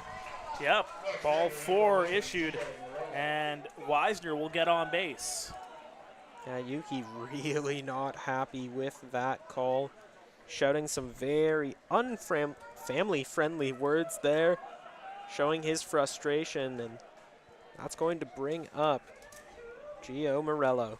And you have to wonder what that bullpen looks like for the Fish in terms of how much rest they're getting. I mean, Brian Essery has been doing a great job in trying to make sure that you're balancing rest with utilizing guys in the best spots that you can. As Yuki delivers, bunt, as Morello will bunt that one foul. You think about the playoffs. Yes, the Jackfish had a little bit of extra rest. They were the first team to finish off the regular season. They had a few days to prepare, about a week in fact, to prepare for the Kitchener Panthers in round 1 just over a week ago on August 22nd. But since then, 22nd, 23rd, 24th, have a couple of days, finish off the series back on Tuesday, as that one's going to drop foul. Another bunt attempt there from Gio Morello. But you finish that 4-game series. You have the 2 days rest in between games 3 and 4. You go right into this series 48 hours after finishing off the Panthers on Thursday. You get the day off, and now you're going back to back to back potentially. So no rest for the Wicked and the Welland Jackfish. They're being tested. If they want to repeat as champions, they're playing a whole lot of baseball in a whole little bit of time. That one's going to be pumped into center field. Circling around to third is Wisner. No, he's going to stay at second. A long single for Gio Morello, and with nobody out, there's runners on first and second. Wisner does have the speed. 7 stolen bases in the regular season, has scored 5 runs himself here in the playoffs. But he wasn't going to test the cannon out there in center field of J.D. Williams. He almost got Mateo Porcelato out at home plate on that throw in, and now we're going to have a mound meeting. Not a call to the bullpen just yet. Yeah, no Dino. Everybody coming in minus the outfielders. Now Dino's walking out. I don't think they're going to call anyone in just yet. Deans or Montgomery. One of them is now throwing, but they just got up, just started getting warmed up. They're not going to go, not going to go to the pen just yet. They're going to let Yuki, one of the best relievers in the IBL this year, just keep going at it. Try and get him, or try and allow him to get himself out of the jam. He's not a person short on confidence. He knows his stuff is good and can back it up.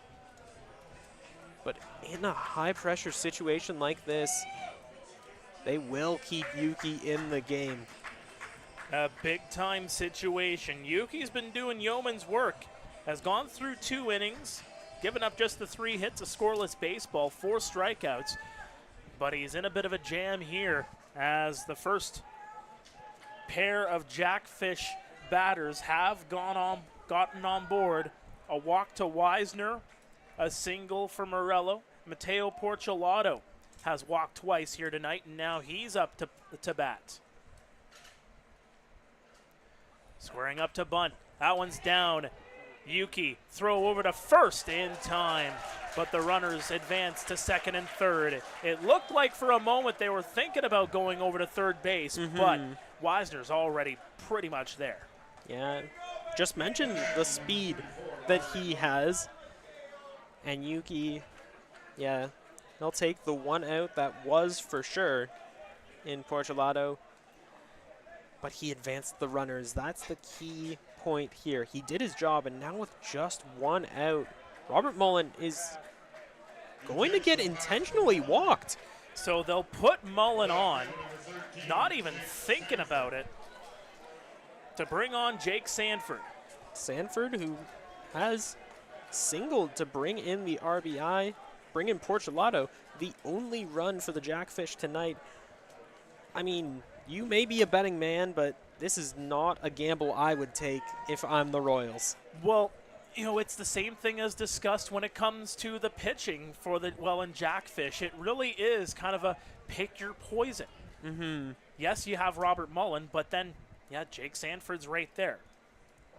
There's a lot of quality hitters on this Jackfish team. Knocked. That one's going to get over the glove into right field. 1 run comes in to score. No throw to home. 2 runs come in to score. The Jackfish take a 3-1 lead.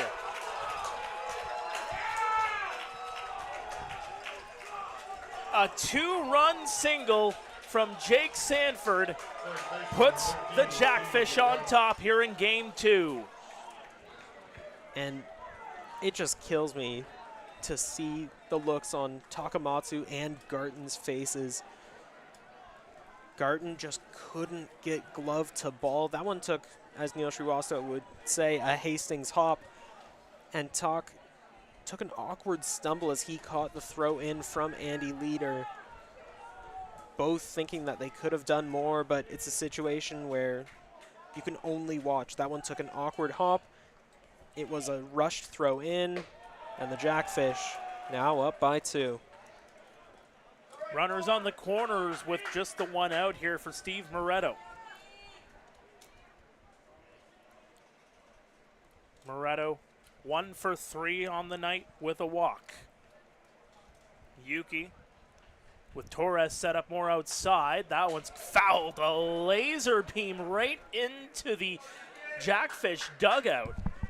I think that went through or just missed, because you could see people in the Jackfish dugout ducking and diving, and now people are running behind the dugout. We're not sure if that went through. They know the 5 rules of dodgeball, but if that went through, that's a Shea Weber-esque slap shot that gets through. Steve Moretto with a laser. Swing and a miss for strike 2.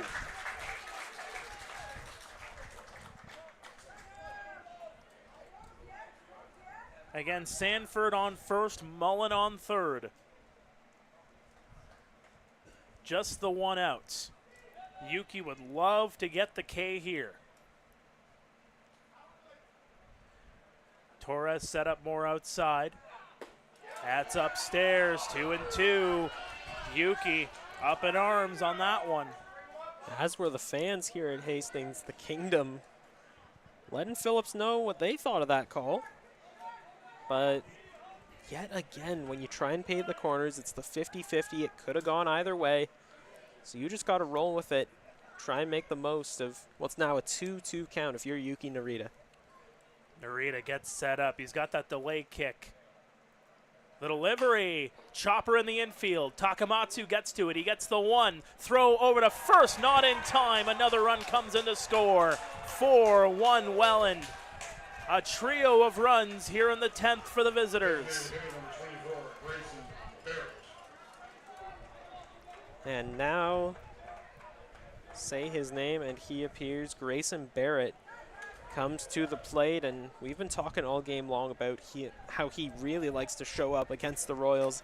Looking back on the regular season, 8 ribeyes, 6 for 13, 4.462 batting average.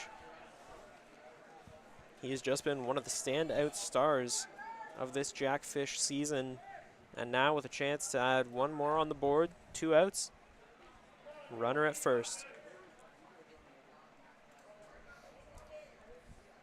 Barrett gets connected with that one, but it gets put foul.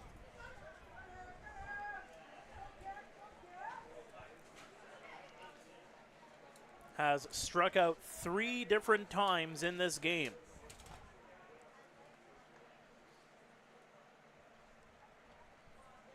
22 strikeouts between the two pitching staffs here tonight. 1 ball, 1 strike here on Barrett. And that just goes to show you the quality of both of these teams. So evenly matched.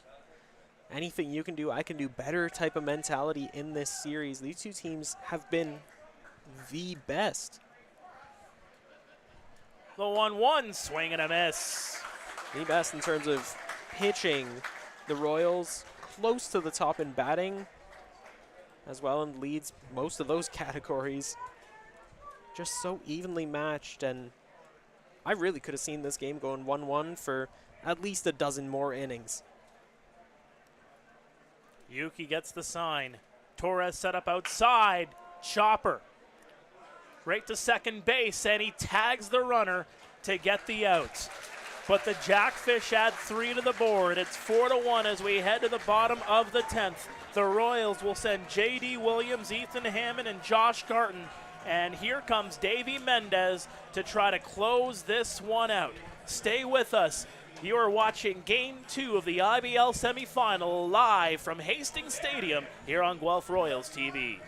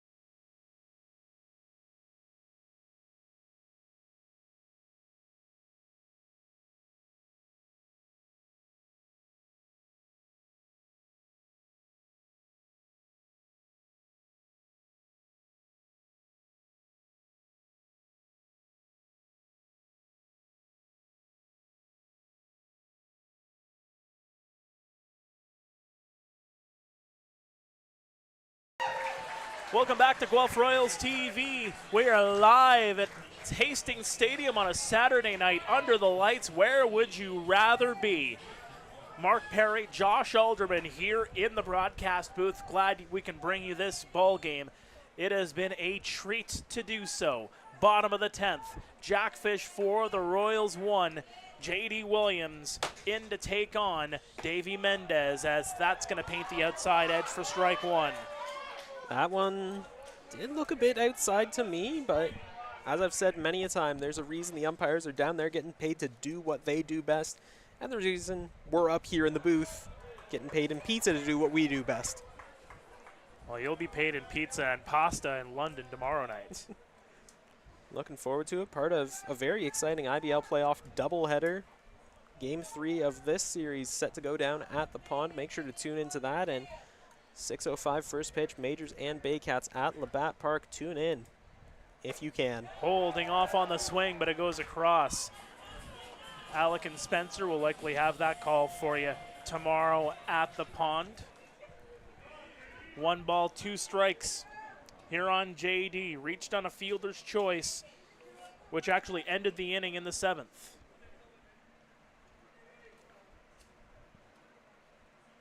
And that one's into the dirt. Just a bit down low, and J.D. Williams, despite how his night has gone so far, tightened things up there, didn't go after it. And now Phillips out there to clean up home plate. JD looking to center himself. As, again, 3 runs on the board in the 10th for the Fish, and the fans have been really giving it to home plate umpire David Phillips here tonight. He's called a very fair, consistent game, and that's what you love to see, especially. Even if you see some pitches on the outside to the inside, Swing and a miss, strike 3. No doubt about that one. J.D. Williams swinging for the fences, trying to bring the Royals back up into this one. That is 8 strikeouts for Davy Mendez, who is now through 3 innings of work. 49 pitches thrown, 29 of which have been strikes. And with that out, this is now officially the longest ever outing in the IBL for Davy Mendez. He's been put into a clutch situation, and Davy's been doing what Davy does best. Ethan Hammond connects with that one, but it goes into the mesh in behind home plate for strike 1. You know, Davy been setting some records in this IBL playoff. Some firsts, if you will. Now his first 3-inning game in the IBL here in this game. Recorded his first career IBL loss in game 1 against Kitchener. But we all know how that ended up. 41 runs on the board for the Fish in the 3 games after that. Game 2, they've got 4 on the board here. It has been anything but a blowout. And when push comes to shove, these Fish certainly do have teeth. They're back with a vengeance when their back is against the wall. And the Welland fans now unhappy with that one, as that one looked like it was pretty much at the knees. Another 50-50 ball. David Phillips says no, no, no, no. And hey, as much as we love seeing the Royals Kingdom pack the park, I do like to give a shout out to the Jackfish fans in the stands. They've been chanting, they've been supporting their side. It's made for a frantic, frenzied environment here in Hastings. You run into a few of them on the way in here today too. They've been very respectful. You'll love to see it, as that one's foul back. You know, just some fans that love good quality baseball. They've been treated to it all season long with the Jackfish, and even into these playoffs as well.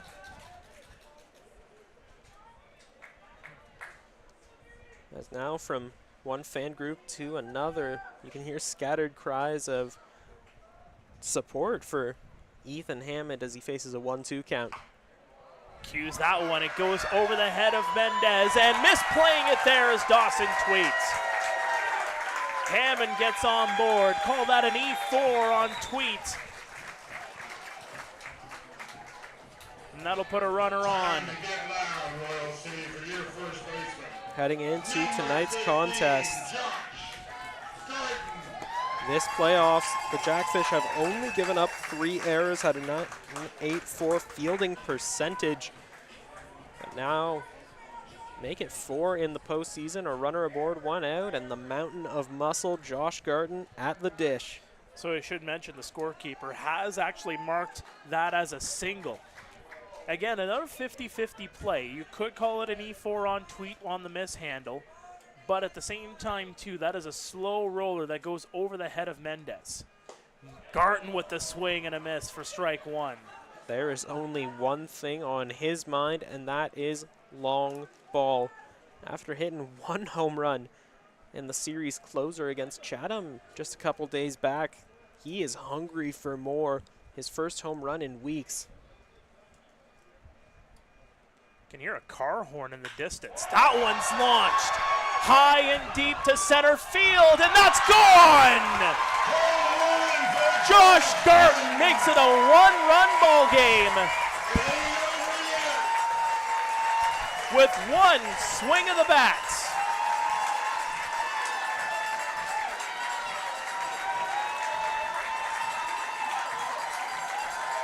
Ladies and gentlemen, allow me to reintroduce Josh Garton.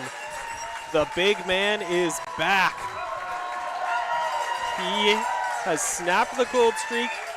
He's done psyching himself out. He is back to his winning ways. That is the Josh Garton we know and love.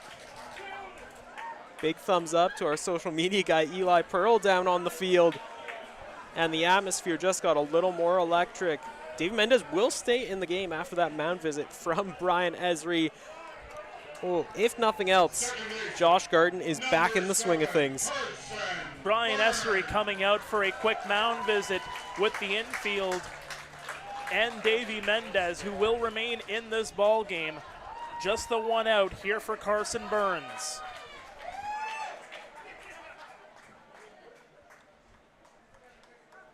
As it looks like David Phillips just needed a few extra baseballs there. Yeah, I got a little concerned for a second. I saw him take the mask off, was saying something in the direction of the Royals dugout. I got scared. I thought he was going to issue some warnings, eject a person or two, but thankfully that is not the case. He just wanted a few extra baseballs. No harm, no foul. Burns, 3 strikeouts on the game, sends that one high, down the line, and that's going to drop. It's a fair ball. Burns thinking about second, but he's going to hold off. 1 out here on the 10th, and the winning run all of a sudden will come to the plate in Ashton Patterson.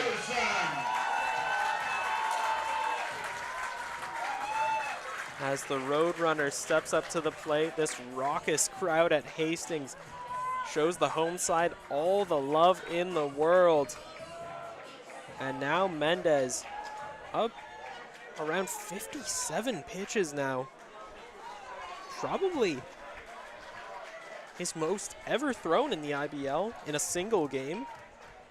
He's been taken to task tonight. He has really put in the work. Now facing off against the Roadrunner.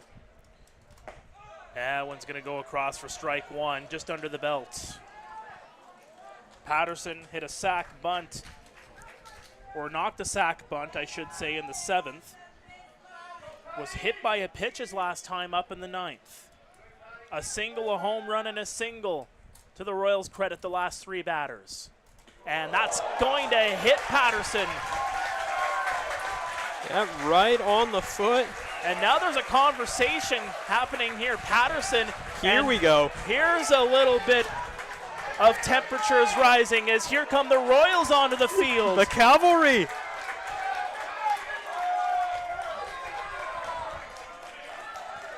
As Patterson and Moretto having words over at first base, trying to calm the nerves as the Royals start to come onto the field. The Jackfish holding off for the most part. Yeah. And here's some temperatures coming up here in what has been an excellent ball game played by both teams. The tensions and now Brian Essery's having a conversation here. And now there's more conversations happening down the line. We might have an ejection here, folks. The Jackfish got to be careful. This is a tense situation. The crowd. Mike Kinnear is having words with one of the members of the Jackfish staff down there. I can't really see who that is. He has a sweater on right now, but he is up in arms, and it looks like he's been thrown out of this game. Yeah, it looks like we got someone heading after him to try and cool him off, whoever that may be, a player, a staff member, and now we're gonna try to sort this one out as all 3 umpires will try to get together. This all comes on the heels of Ashton Patterson taking an inside pitch from Davey Mendez, getting clipped. And, you know, credit to Patterson. Maybe he said something, didn't actually hear what would have been said, but you saw his path directly down the first base line. You saw one of the umpires approach him in more of just a, hey, calm down, calm down, calm down. So you have to believe that something may have been said on his way down the first base. Now, I want to say it might have been a combination of the call that he was hit by a pitch, because that one was close to the dirt, may have bounced up. Patterson, doing himself no favors. John at the Welland Jackfish dugout. We have had a bit of everything. Homers, stellar pitching, and a close ball game. Now ejections here in extras. And this will bring up Andy Leader. After all of that, there was a runner on first and second and just 1 out here for Andy Leader. Carson Burns, Ashton Patterson, the runners on the base paths, both very, very speedy. They got good wheels and a great first step. Anything into the outfield will score one. There's a swing and a miss for strike one. I will reiterate what I said the last time Leader was up. Aside from a few others, namely J.D. Williams, Garrett Takamatsu, and the like, there are very, very few others the Royals would want at the plate in a situation like this. Mendez checks over at second. Leader cues that one over. They're going to get one. Throw over to first, not in time. Runners on the corners with 2 outs.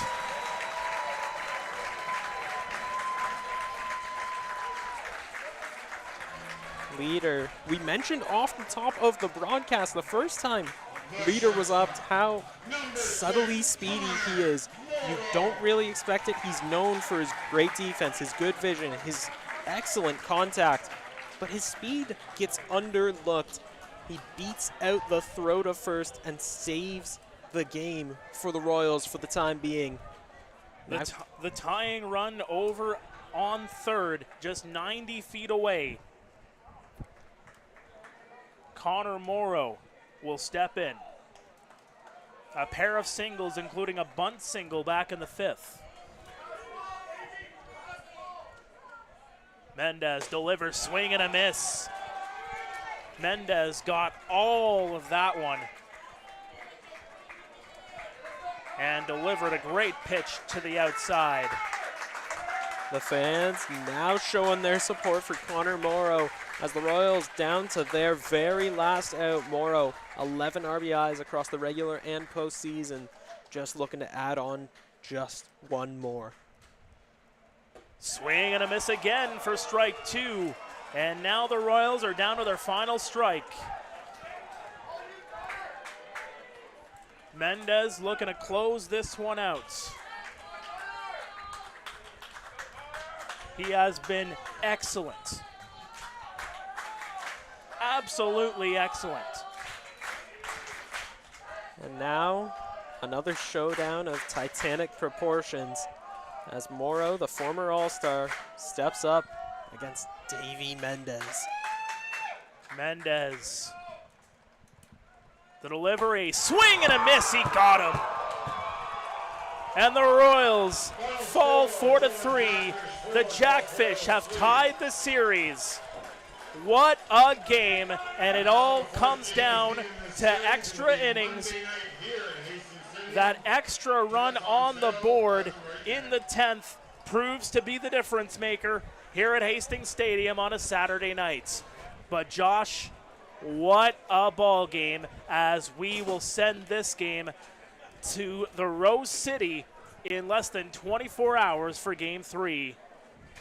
Wow, I'm at a loss for words. What a game. Regardless of who you support, Welland, General, or somewhere in between, you just got to admit that was one of the most pure fun games of baseball you could ever watch. The crowd was electric.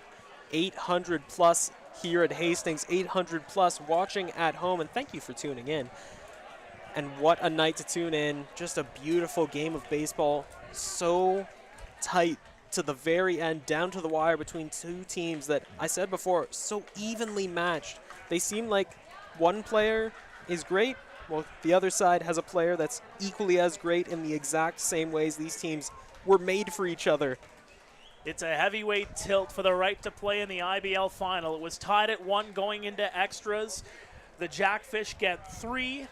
The Royals make it close. They get 2 on the board in the bottom half of the 10th, but no more, as we will finish things off here at Hastings Stadium. Again, the final score, 4-3. 15 strikeouts, by the way. I got to add this in. 15 strikeouts for the Jackfish here tonight. And for the Guelph side, 9 strikeouts. Just 24 strikeouts between the two sides. The vast majority, I'd have to go through my scorebook, the vast majority have been swinging strikeouts, fooling batters, fooling the offense. It was a pitching clinic for both sides here tonight. Expect nothing less between the two best pitching staffs in the IBL. We have a tied series. We will have Game 4 here on Monday night at 7:30 here at Hastings Stadium. Get your tickets. You can get them at the gate as well, but get your tickets in for Game 3. Alec and Spencer, I'm sure, are going to be in for a heck of a ball game, calling that one at the Pond at 6:05 first pitch tomorrow in Welland. For Josh, I'm Mark. For everybody putting us on the air here on Guelph Royals TV, we say so long, and we will see you back here on Monday nights.